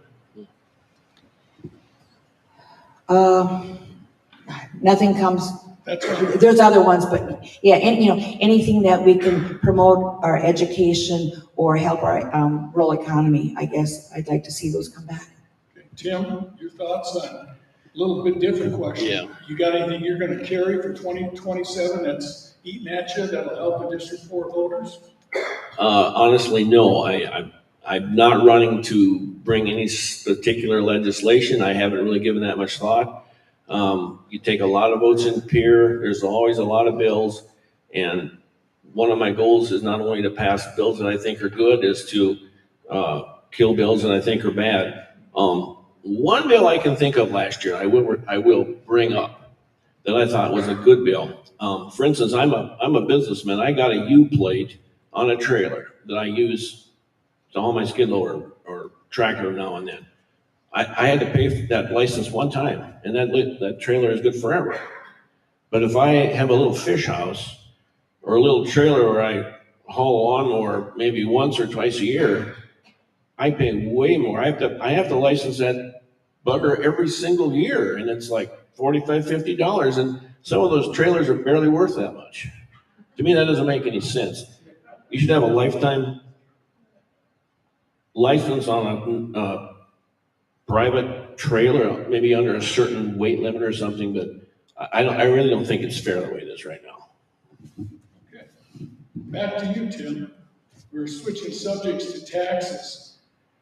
The question I asked in the last session, so if you were here, you heard it. Given this movement to have the people of South Dakota refer Senate Bill 245 to a vote of the people, do you support using the temporary sales tax reduction for property tax relief for owner-occupied homes? Yes or no?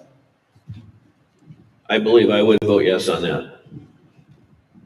To use it for property tax reduction, yes. You would? Yes. And Senator Sauter, would you vote again for SB 45? No, I didn't vote for it the I'm first sorry. time. That's okay. No, I didn't vote for it the first time this last session because number one, it was getting rammed and jammed through too fast at the very end, and we have one more year to be able to discuss that. So I think we should have taken the time to do that. I would like to see that money go back into education because education is so important and we're lacking there, and it was just too quick, and we need to talk about it more. You've answered part of the follow-up, which is what would you have done with the money? Yeah. But it was clear the legislature would not sunset that. They wouldn't reduce it to 4.2. So I'm curious, what is the odds of a bill to dedicate that extra 0.3%, 0.3% going towards education as you'd like? What are the odds? You know, that's going to be determined by who's elected. We're going to have a large turnover in the legislature this year just because everybody's, you know, it's a jump ball for everybody. We'll have a new executive in a new governor and stuff like that, or maybe the same one will come back, but it will not be the same set of legislators, and so that'll be interesting. I really can't call that one. Okay. Economic development, we're switching, Steph, back to you. What state do you think, and it can't be South Dakota, is doing the best job on economic development and why? Or if you'd like to not answer that question, what's a perfect economic development process for the state of South Dakota to use? Or do you oppose all economic development efforts? Pick your Well, I don't oppose all economic developments, that's for sure. To say which state is doing the best, I really can't. I haven't studied all of them, so I really don't know. Our neighbors are to the north are doing pretty good. They have a different tax structure than we do, so it's not an apples to apples situation. Any economic development attraction that we can provide, you know, to give our counties or municipalities, even the state, the tools that we can give them to bring these economic development businesses or whatever in, you know, even by increasing our classes, like at LATC, 81% of the students that graduate from LATC stay here in South Dakota, and that's just wonderful. And I think if we can continue providing the workforce, I truly believe that the economic development, the businesses will come to the workforce. A follow-up, and you have a minute to answer. Wind towers are all over D4, and I just noticed that Cottington County and the Waverly School District and some of the school districts in the county just are splitting up I think it's 1.2 million in property tax dollars that these wind farms provide, which is a great move. Waverly's adding on to their school, as you well know. My question is, do you support the wind farm, wind turbine business that's going on currently in your district, and would you support more? You know, going back to local control, I think that is a local control situation there. If that group, you know, if the county, the voters want that, then I totally support them in that. When wind towers were first developed and put up here, it was decided that the schools would get, you know, all that money, and then after a while, I think the state realized, ooh, that's a lot of money coming in, and so the schools didn't get the full cut. And I wish I'd like to see that come back. I think Representative Rowe brought that bill, and I'd like to see that bill come back where the schools get that money back like it was intended. Great. Tim, I'll give you the same follow-up. Answer the first question, 2 minutes. If you were to pick a state that you think does economic development right, who would that be? And, or if you could design the perfect economic development tool for the state of South Dakota that you could support, what would that be? Well, the first question, I guess I'm kind of like Steph, I haven't followed or studied other states well enough to really give a good answer to that. As far as economic development, when you look at District 4 in Dual County, and our unemployment is virtually zero. There really isn't anybody that really wants to work that doesn't have a job.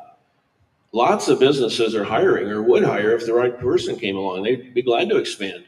We don't really need big businesses from out of state or from some international company to build some huge thing in Dual County or anywhere else in District 4 that would draw workers away from businesses that are already there. I would go the opposite direction and try to encourage our young people to stay here and work in the businesses that are here and focus the economic development on things we really need and want. Talk about the wind towers in our District 4. Good, bad, the 1.2 million, the Covington counties giving up. I mean, it is good in a sense. The tax benefits are good. I guess if a landowner wants it and they're willing to have it on their land, some people obviously are a little tired of them.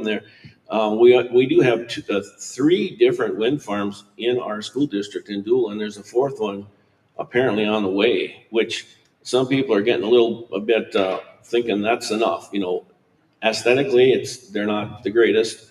And as Steph alluded to, the local school district like Waverly or whoever, they only get the big benefit for about 5 years, and then it gradually goes down, and then the whole state shares in the tax benefits. So, okay, lightning round question. Tim, you get to start this as a yes or no. In the last year, as part of your campaign, have you met with any local chamber execs, development people in Millbank, Watertown, Clear Lake, and found out what's on their plate? well, I just decided to run about a week before the deadline, so I'll take. I will say Clear Lake, yes, because I work with a couple of those people I am on the local Chamber of Commerce board. So Clear Lake only, unless they've come to talk to me at my business, no. Senator Sauter, have you met with any chamber economic development folks in the district? Yes. Okay, let's talk a little bit about ethanol. We start with Stephanie. It's huge, as we heard last session about the District 4, 2 large production facilities here in Watertown and Millbank. Everywhere you go, people are planting corn, and ideally, many of those people planting corn are investors in the plant. So hopefully they're making a little on the value-added side too. It's a really big deal. And yet it's under pressure. We can't seem to get E15 approved nationally. We heard that and I'm just curious, as I drive around the Midwest and see E88 and E15 all over, it's missing in South Dakota. And I heard at the last forum it should be E30, and I'm not opposed to that either. What can you do as a state senator to help the ethanol industry, which is huge in your district? Yes, and I'm a big proponent of ethanol. My family are corn farmers, my neighbors are corn farmers. Gia Lee, especially in Poet in Millbank, they contribute so much to our district and to the economy of our whole state, actually. I don't know why E15 is not being passed. I know when I was in the House, we had 2-3 bills come through that really promoted E15 and ethanol itself, talking about blender pumps and everything. I was total proponent with those, probably even sponsored those. We do need to do more research of other states and why is it working for them? How are they making it work? I think we need to be in partnership with our congressional delegation to see what we can do with that. And depending on who gets into being the governor next year, in June or November, I think that will help as well. We can move forward with that, but getting past the EPA rules and working with the federal government, I think, is the key. But there's going to have to be some research on how the other states do it. Tim, your thoughts on ethanol and what we can do for your big industry in your district? Okay. The 2 gas stations in Clear Lake both have pumps where I can get E10, E15, E30, E85. I've always used it. I continue to do so. My wife has a newer car. She uses the E85 almost exclusively. So I don't really know what more we can do. They seem to be doing well and profiting well, and they're putting out a good product. So we continue to use it. Shouldn't be a problem. Okay. This one goes to Tim. Data centers has been a big issue in the legislature last year, happens to be an issue in District 4 for a while as well. We passed a data center Bill of Rights bill that was passed. Are you satisfied with that bill? And do you support a data center in District 4 or in the state of South Dakota? Okay, the data center Bill of Rights was probably a good thing. I believe it addressed electrical usage and the fact that it hopefully would not raise our rates. I'm probably not in favor of a data center in District 4 for the simple reason that I would guess 95% of the people are against it. Particularly the people in the Toronto, Brant, Story area overwhelmingly. And there are a lot of people that asked me to run and thanked me for running because of that particular issue, to be honest with you. The noise, the constant glare, the more people around, the usage on the roads, the massive building, the taking up of farmland, then there's going to probably be more power lines, another power generation plant, and to give a huge, I mean, we're talking about some of the biggest, wealthiest companies in the entire world are this tech industry. Why would we give them tax breaks? We talk about, you know, there's umpteen tax breaks already in South Dakota. Well, the vast majority of those are for agriculture. Should we take those away instead? You know, I mean, I don't get it. Okay, in South Dakota, certainly. In Sully County, there is a smaller one that the school district and supposedly the people there like it. There are remote areas in South Dakota that perhaps would welcome at least a smaller data center. These huge ones, you know, they scare me. You know, what happens 10 years down the road when they're obsolete, or like Elon Musk said, we can move them to a satellite orbiting the Earth and you don't have to worry about them. Or, you know, if Texas wants them that bad, they can have them. Okay. So. Steph. Yes, I am definitely for data centers. We tried to implement tools that the local counties, municipalities could use if they chose to put one in their district. We were not mandating data centers. We were trying to, again, give tools to those who choose to have them. A lot has been said about revenue. A lot has been said about, you know, all the hype and hysteria around a data center. And I'm disappointed that so many people believe in that misinformation. I'm going to go aside from the revenue. I'm not even going to go down that road. Data centers, for me, it's an issue of security.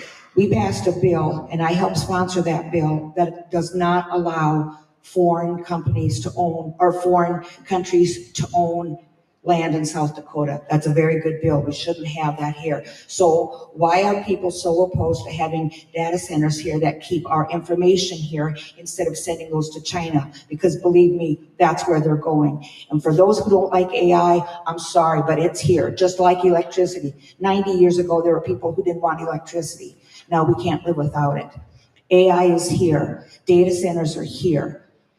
Data centers would, yes, generate a lot of revenue for us, but for that matter, cybersecurity. We have one of the top cyber schools in our nation right down the road at Dakota State, my alma mater, and where his boys are going to go to school.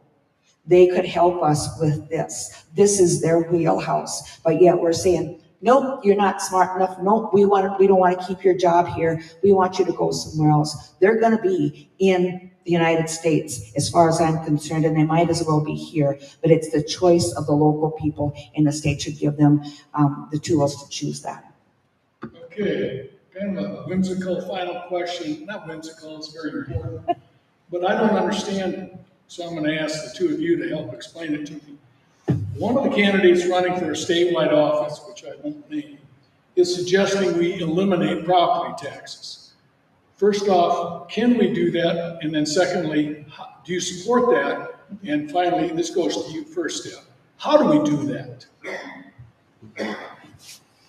Number one, is it possible? I suppose it could be. Nothing's impossible. Do I support it in And the way it's being presented right now, no, I do not. Just because, to the third part, how are we gonna do that? I guess I would support having no property tax. I don't want a tax. I don't have to want to pay any more than I have to. But property taxes are essential to our counties. If we don't have a property tax, then how are we going to pay for our roads? How are we going to pay for the people who work in the courthouse? How are we going to give that money back to the schools? How are we going to do that? And that answer has not come forth yet. So no, I'm not for it in the form that it's being presented until I can find a solid, non-tax shifting solution to that. It's not going to work. Candidate Tim, your thoughts on that, eliminating property tax? Right. I mean, it sounds good. I would definitely listen to it, think about it, but it is tough because property taxes stay locally. They're the major funder of your schools, your county, your townships, etc. But property taxes in general, my philosophy, they really aren't very ethical, because once you buy something, you should own it and not have to pay rent to the state every year. Otherwise, they'll take it away. So from that philosophy, I don't really buy it. And I would like to see somehow gradually reduce property taxes. And that's why I asked yes to that previous question, what that extra 0.3% sales tax would go for would be property tax reduction. And that's why I kind of like that, because hopefully it'll reduce some property taxes, because I pay mine every year, and the darn thing goes up every year. Even though we've got wind towers in Dual County and we've got development, this and that, it seems to have gone up every year no matter what.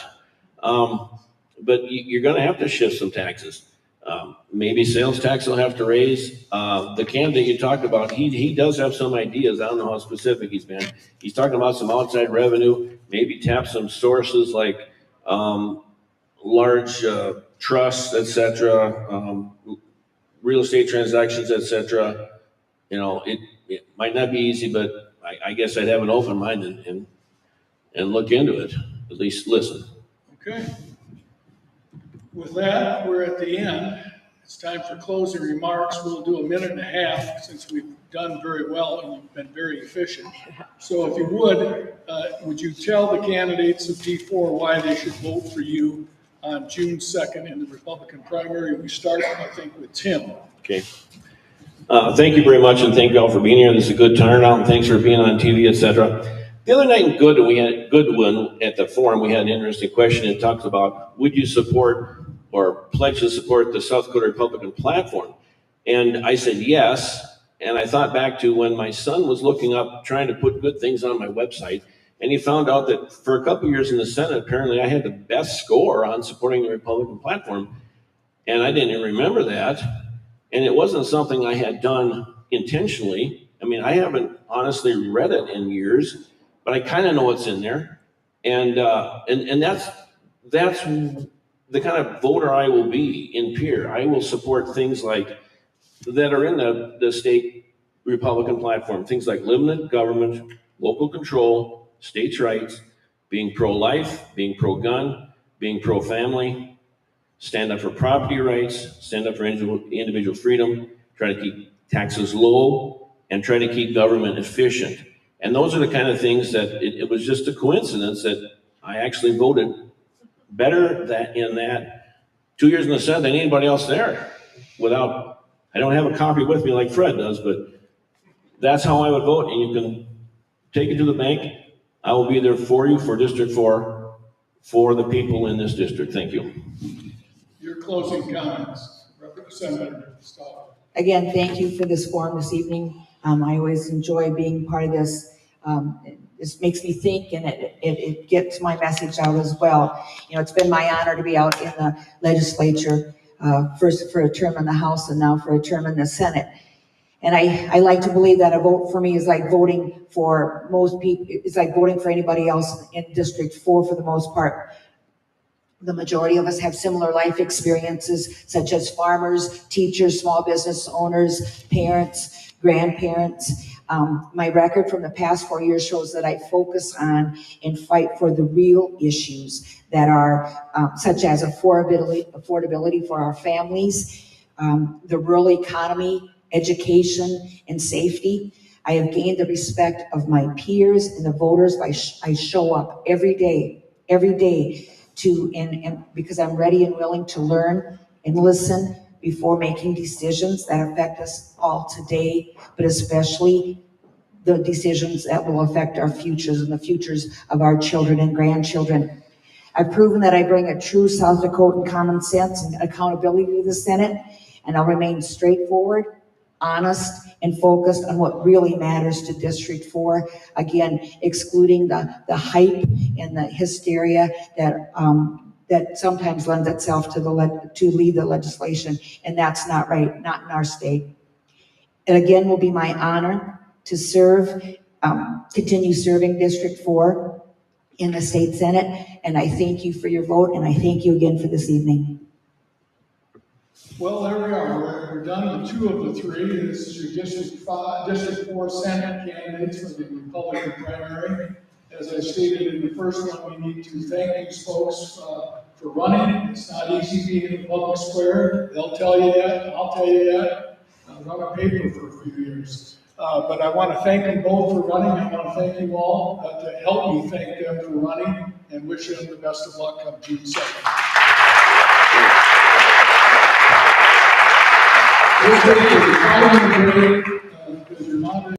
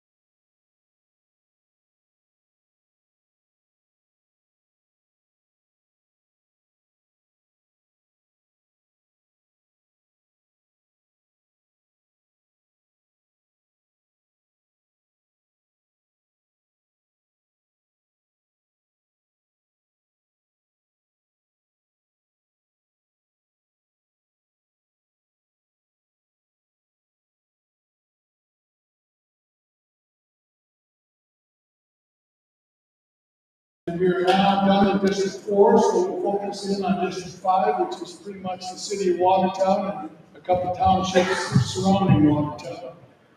I again ask you to silence your phones if you haven't. This will be our final forum. We'll follow the same format. I reviewed the rules with the first set of folks, and I don't need to do that if these two acknowledge that they got our email. Yep.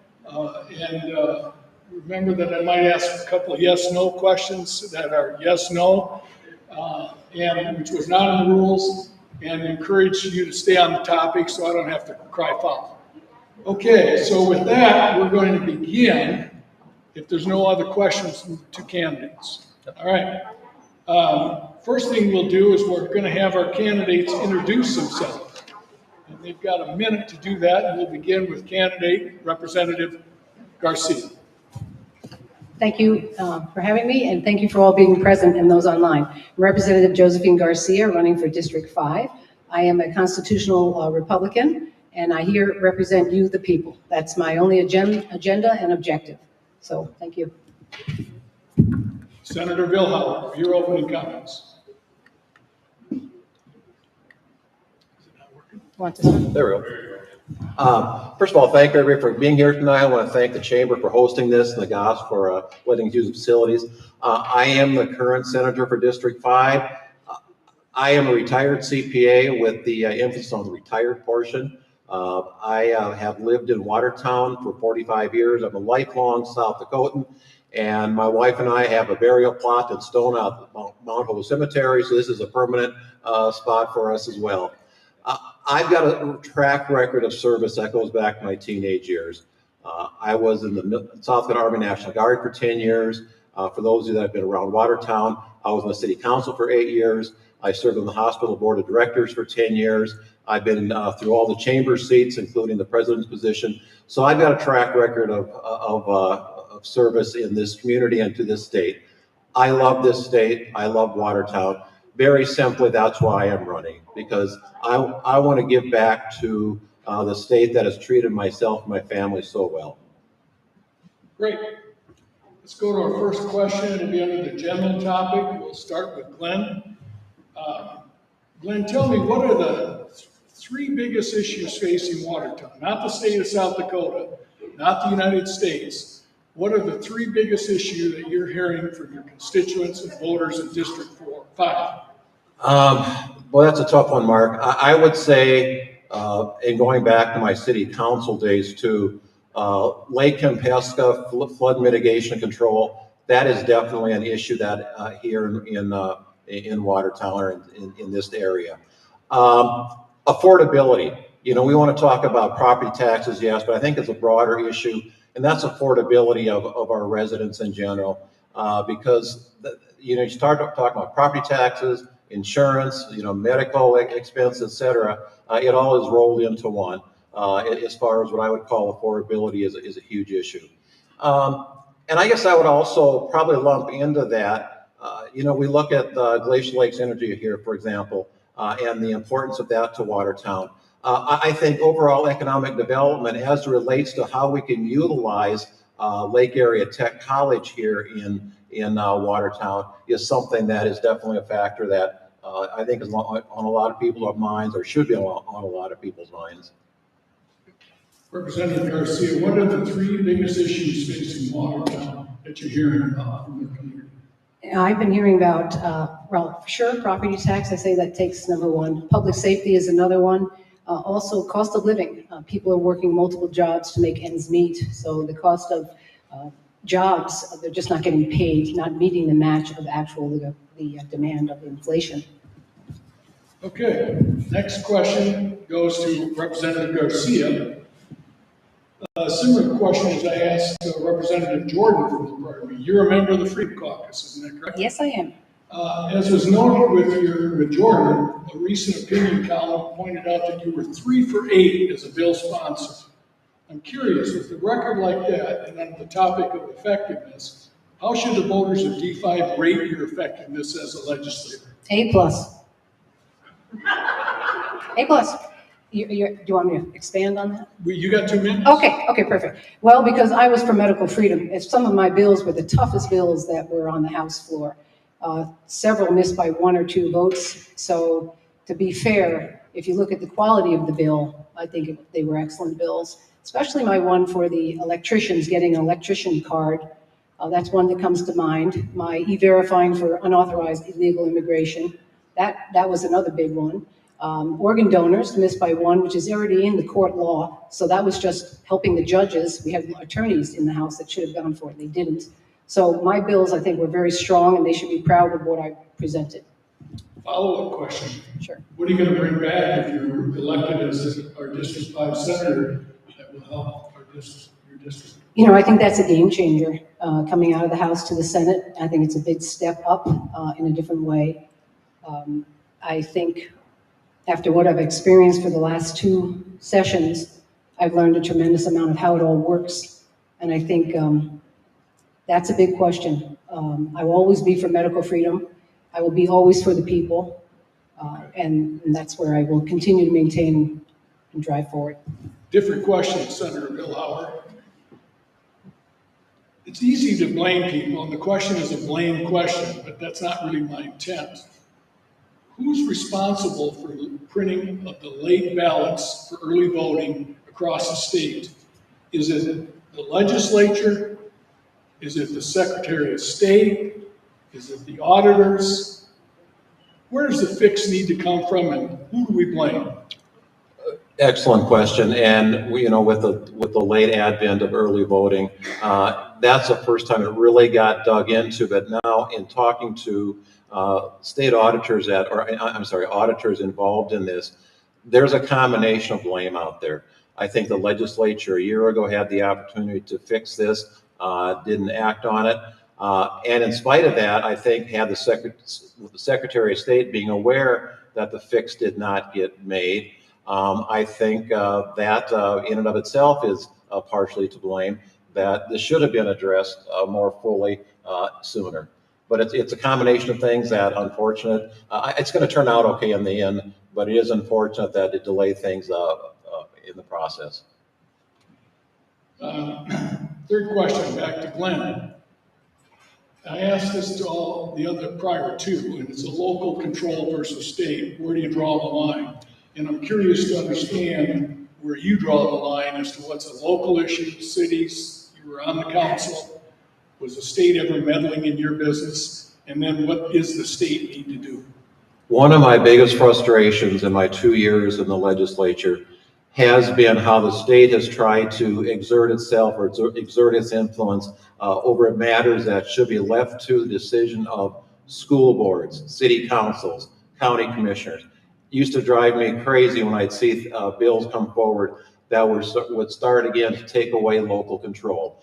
Now, yes, there are some things that do need some state oversight, when it comes to licensure of various things across the state. Some of the overarching broad issues, yes, need some state oversight. But by and large, very few things should not be left to local decision makers who best know the entities that they are representing and the people that they're representing. Follow-up, can you give us an example, maybe of where it exerted it, the state was trying to usurp local control? A couple examples, Mark. There were, I think, 3 different bills that came out this past year that would have tied school boards' hands relative to opt-out decisions relative to property taxes. That was one. Another one that goes back to a year ago, and it was referenced earlier in one of the other discussions, had to do with dictating the amount of superintendent salaries that school districts could pay to their administrators. Okay. Representative Garcia, same question. Local control, where do you draw the line between that and state mandate, state control? I think this is a great question, by the way. So the, local control, I believe, should be left to the people. It's really for the power to the people, them to decide. The government or the state, as you mentioned, public safety, immigration, election laws, those should be left up to the state. The one bill that my opponent mentions, I'm going to specifically say Senate Bill 85. That bill would have given power to the people, stopped the levying of the taxes, and given opportunity to lower the property taxes through what it was trying to do. I voted for it, he voted against it, so that's one specific example I'd like to answer that question to give you. Both of you voted for, this one goes to you, Representative Okay. Garcia. Both of you voted for, if I'm not mistaken, the bill to authorize a new trade center. And I think, Glenn, you might have been a sponsor on that bill for the Lake Area Technical College. Is that correct? I was a sponsor on the Senate side, yes. Yeah, okay. It was a House Bill, H 1202. It failed, and there's nothing worse than us not supporting our great technical college. As a state senator next year, you'll get a chance possibly to bring that back. Will you do so, and how will you get that bill through the system? The best we can do for this local community is educate everybody and giving kids the opportunity to go to school. So I would bring it back. However, I would probably put a few things in there to make sure things are achieved. It was for the HVAC. I'd like to see those certifications. I'd like to see where they can go out into the world and get the real jobs, not just have the program, but make sure that at the end they have the internships, they have the apprenticeships, and they are qualified, and they're good no matter where they go. Whether they stay here, hopefully they will, and it will bring bigger companies, and that will increase the economic development, as you have spoken so well tonight of. But I think there has to be a few other things in the bill. It's a shame it didn't pass. However, there is always next year. Glenn, your thoughts on 1202? Yeah, so very disappointed we cannot get that across the finish line. I got to hand it to Representative Roby sitting out in the audience. He fought diligently to try to get that out of the House, was not successful.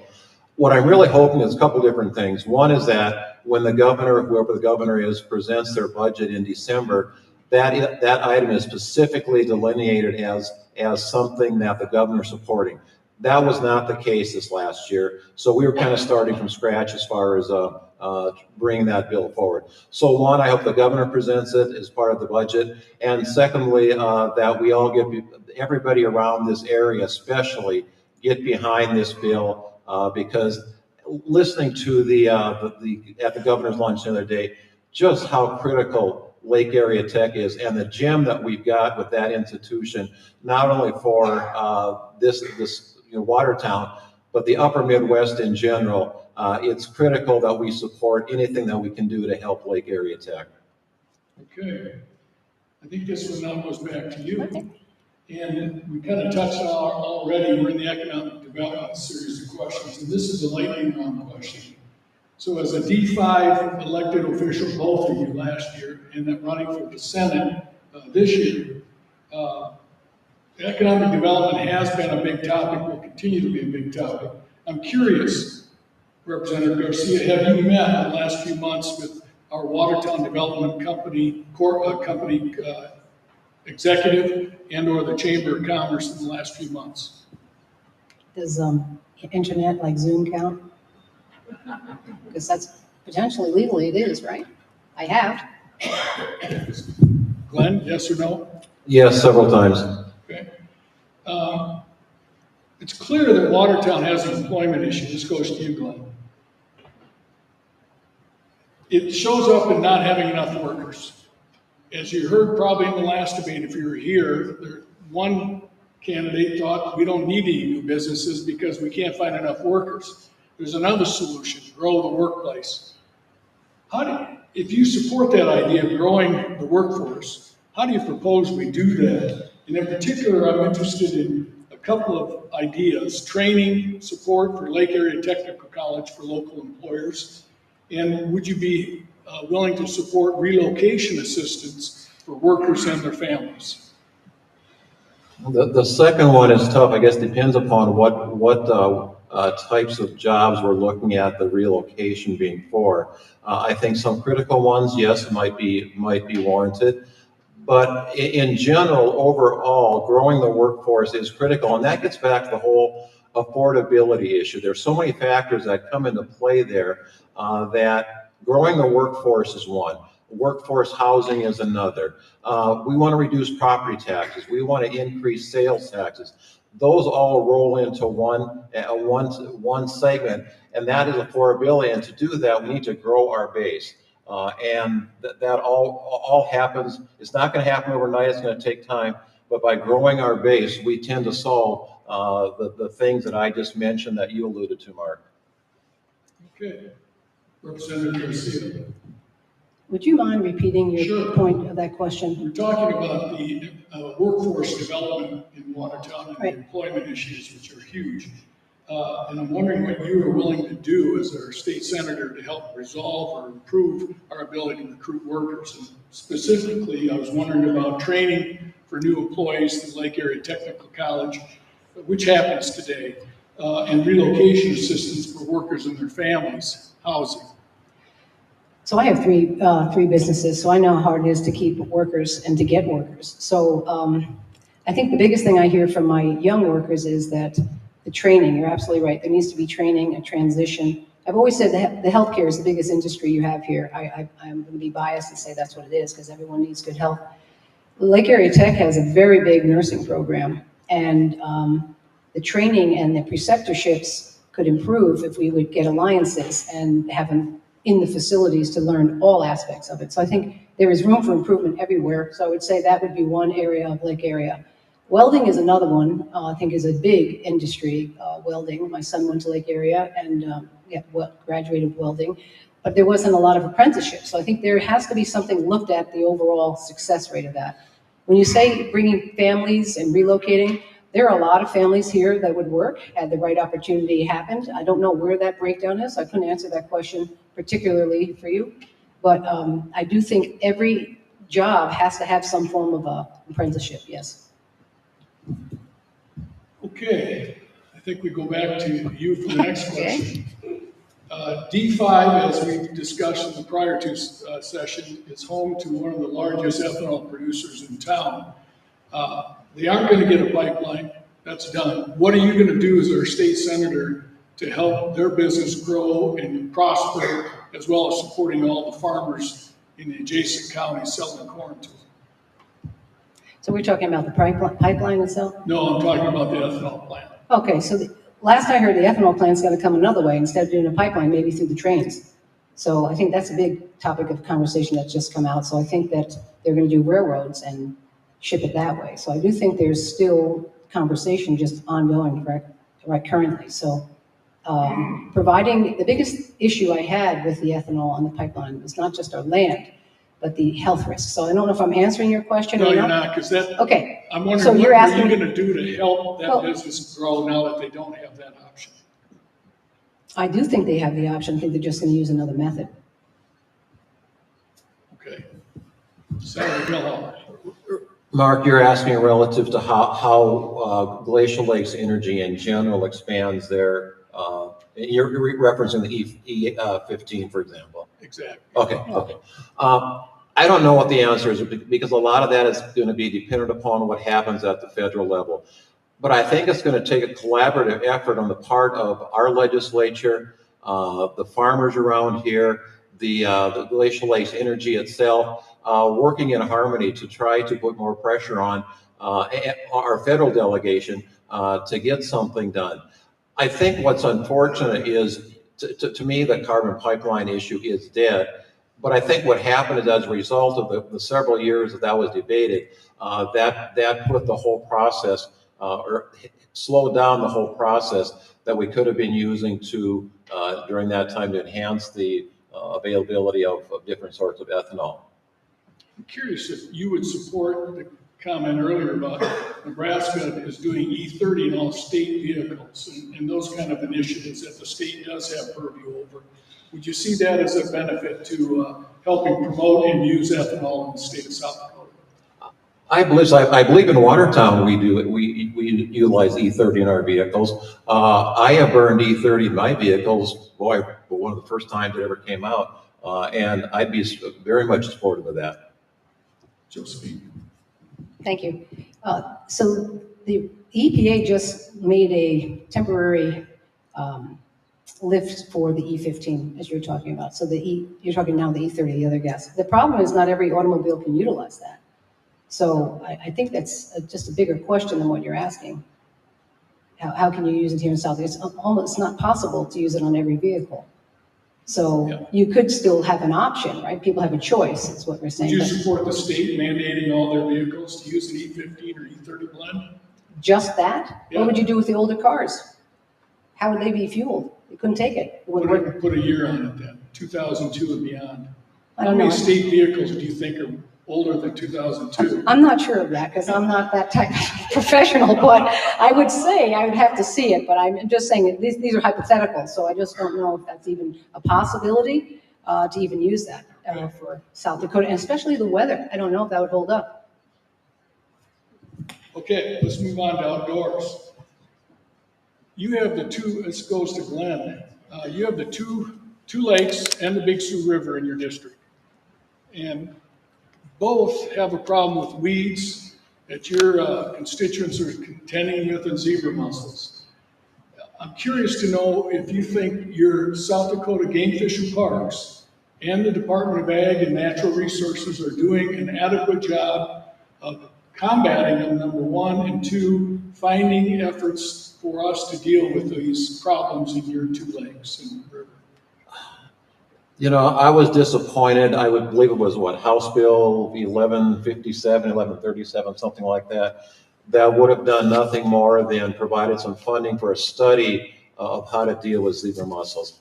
That was opposed by the Game Fish and Parks, I believe by the DNR as well. I wasn't part of that committee discussion. I don't know what the rationale was for opposing that, but I was disappointed that it did not move forward because that is something that is critical for this area in particular. But again, the zebra mussels have, I mean, every water area in the state is going to be infested by those in the very near future. So we can't ignore and hope it goes away. So yes, we need to address it. We need to do something. I don't know what that answer is, but it's a shame to see what is potentially going to happen in Lake Kempesca here as those weeds grow back now that the water is clearer because of the zebra mussels. I'm curious, would you support modifications for the disposal of weeds? I have it from a good source that the Game Fish and Parks makes that quite onerous if we do remove weeds and disposing them in a manner that's appropriate. I guess I don't know what the disposal requirements, you're catching me off guard with that question. I'm not sure what the disposal requirements would be. I would hope that it wouldn't be too onerous for someone that wants to take care of that, but I don't know what you're referring to, Mark. Okay. Representative Garcia, the zebra mussels, aquatic invasive species on Kempesca, the weeds. They're just a pest. You're absolutely right. And they're a big problem. You know, I live on the lake, as you all know, and, you know, what are my taxes paying for? I want some answers. Like, the weeds are terrible. The Lake Kempesca has no outlet, and it goes only 12 feet deep. And when someone gets their jet ski or their boat stuck in that, what's going to happen? So if we're going to preserve that, just that one particular lake, then we need to do a better job. I think they need to come together and work together. There's plenty of funds there to do this. It's for the environment, it's for the people living there, it's for people to enjoy, it's tourism, it's people come out on the lakes. They won't do that if we cannot really give them what they come for. So I think it will hurt us economically, and I think that it is going to deteriorate. The lake will deteriorate, eventually become a swamp. What would you suggest as a follow-up that the State Game Fish and Parks, which has a mandate to do something, and the Department of Ag and Natural Resources, which disclaims any ownership of this issue, could do to help our lake owners in your district? Great question. You know, the problem is accountability, and everyone wants to push it to the other person. No one wants to take accountability and work together. This is an environmental issue. This is for the people of Watertown and the visitors. I think that they just need to step it up. Now, my patients will probably not like me because they're Game Fish and Park people. However, the issue is the responsibility. They have an obligation, and it's in their responsibility to preserve. That's what they have. They have plenty of funding.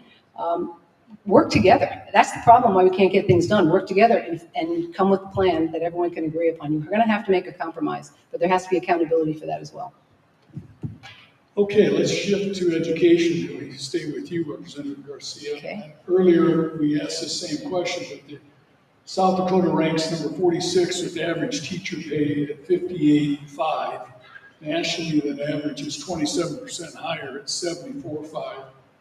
As I noted, a friend whose wife is a teacher notes in Sioux Falls High School, the teacher pay is about $60,000, while the average for administrators in that district is $146,000. Two questions: is this a local problem or a state problem? And as a state senator for District 5, what are you going to do about it, if anything? Those are complex questions. I'm going to try to just take one at a time and answer quickly for you. It depends on where you are in the state. I would think on the teaching and the clientele, the students. So I would say that would be, it would be nice if you could, if you made it a state thing, then you'd be more unionized. So I don't think that would ever really happen. But I do think that it is local. I would say I would stick with local.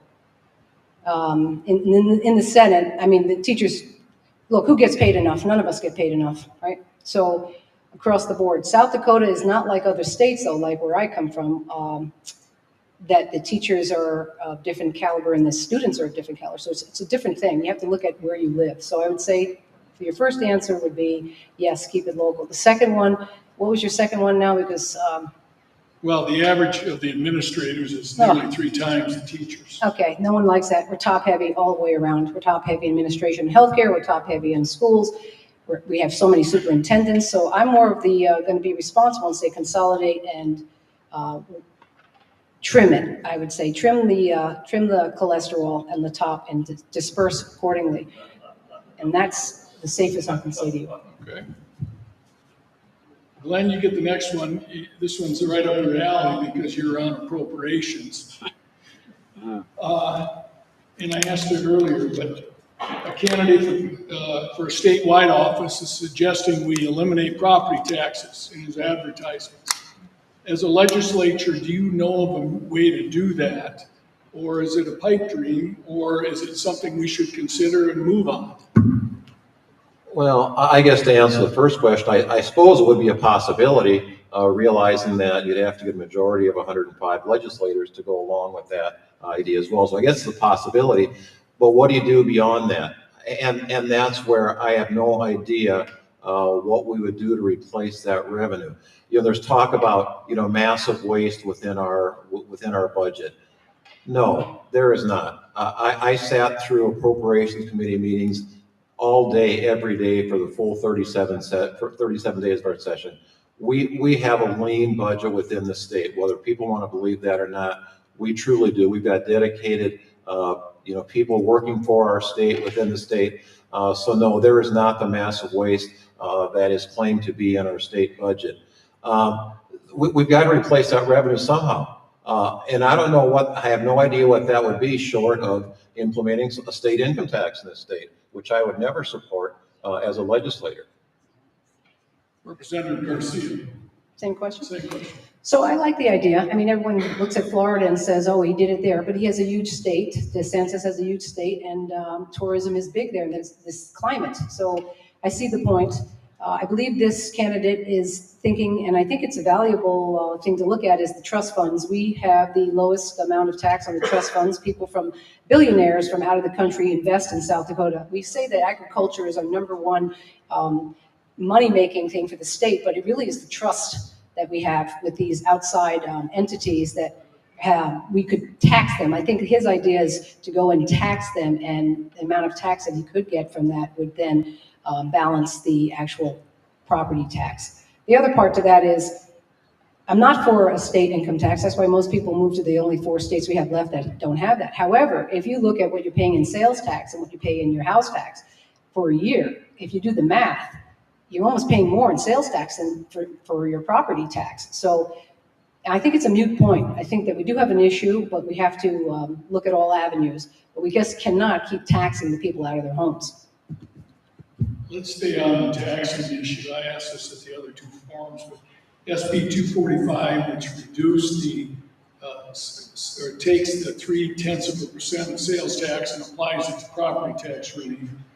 Did you support that, and did you enjoy supporting that bill, or were you opposed to it? I.e., was it a great bill? You know what? It actually was. It was the backbone to the SB 96 and House Bill 1326, and without that, we wouldn't have had the tax. So it is the backbone. And what that bill did do was give back 20% to the people in the next 6 to 12 months they will receive back. It also developed a fund which shuffled the money out of one fund to another where it's actually more controlled. And then the taxes actually benefit of that go back into the property tax to lower. So it actually was designed well. Yes, I was for it. The unfortunate thing, we had 29 tax bills, and this was the best we could do, these three. So yes, I was. Glenn, your thoughts on 245? I voted against it for a number of different reasons. One, I didn't like the fact that it's a regressive, that extra 0.3%, it's a regressive tax. The shifting of $56 million from our general reserve, from our reserves, to jumpstart this fund. As an appropriator, I had concerns about utilizing reserves to that extent. And again, those with the most valuable piece of property would have seen the most benefit from this. So for any number of reasons, I voted against it.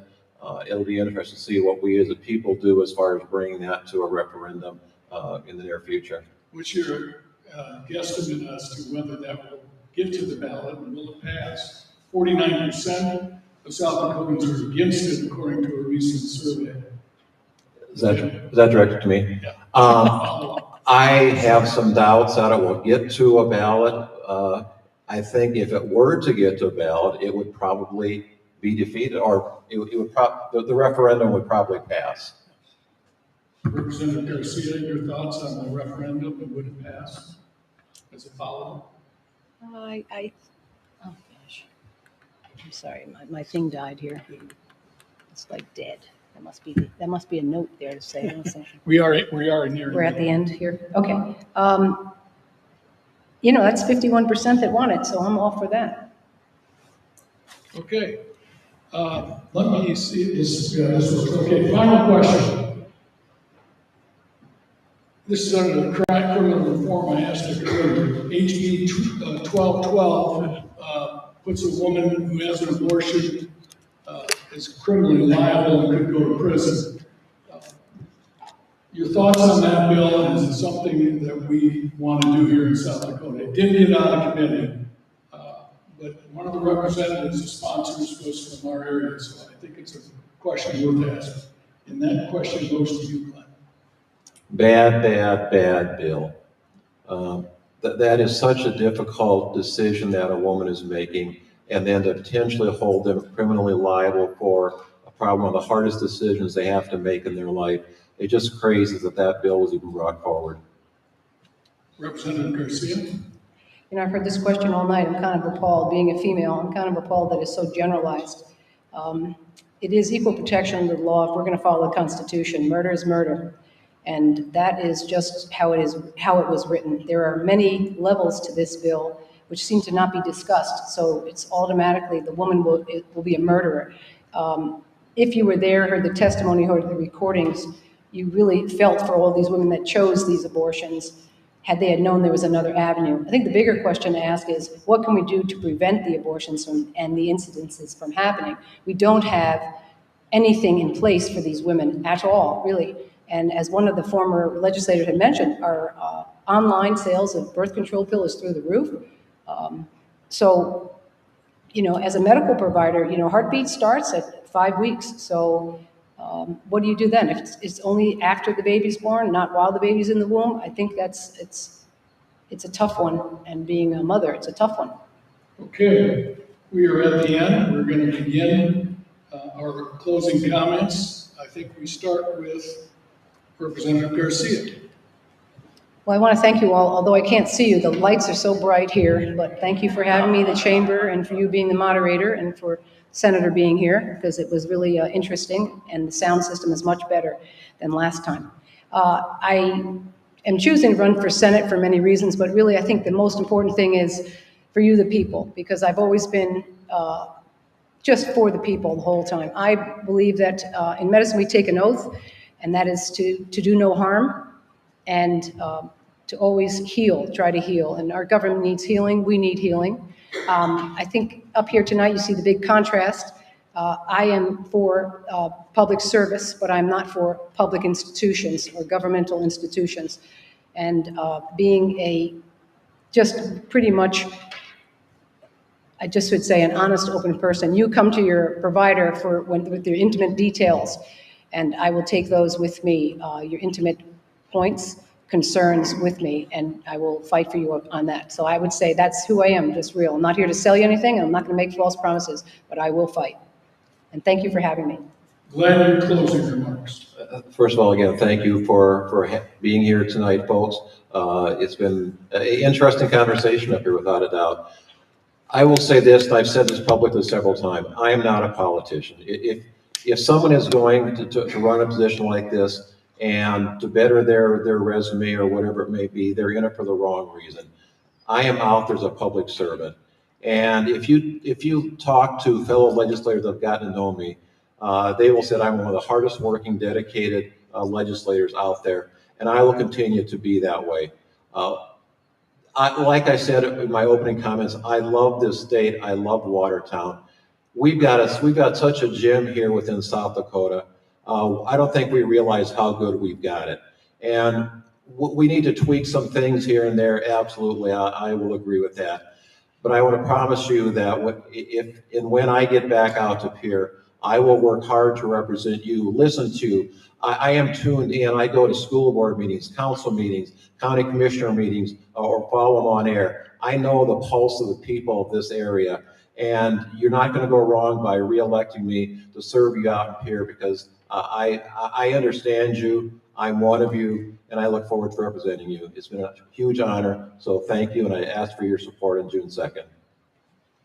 Well, that ends our District 5 Senate race. Let's give them a round of applause.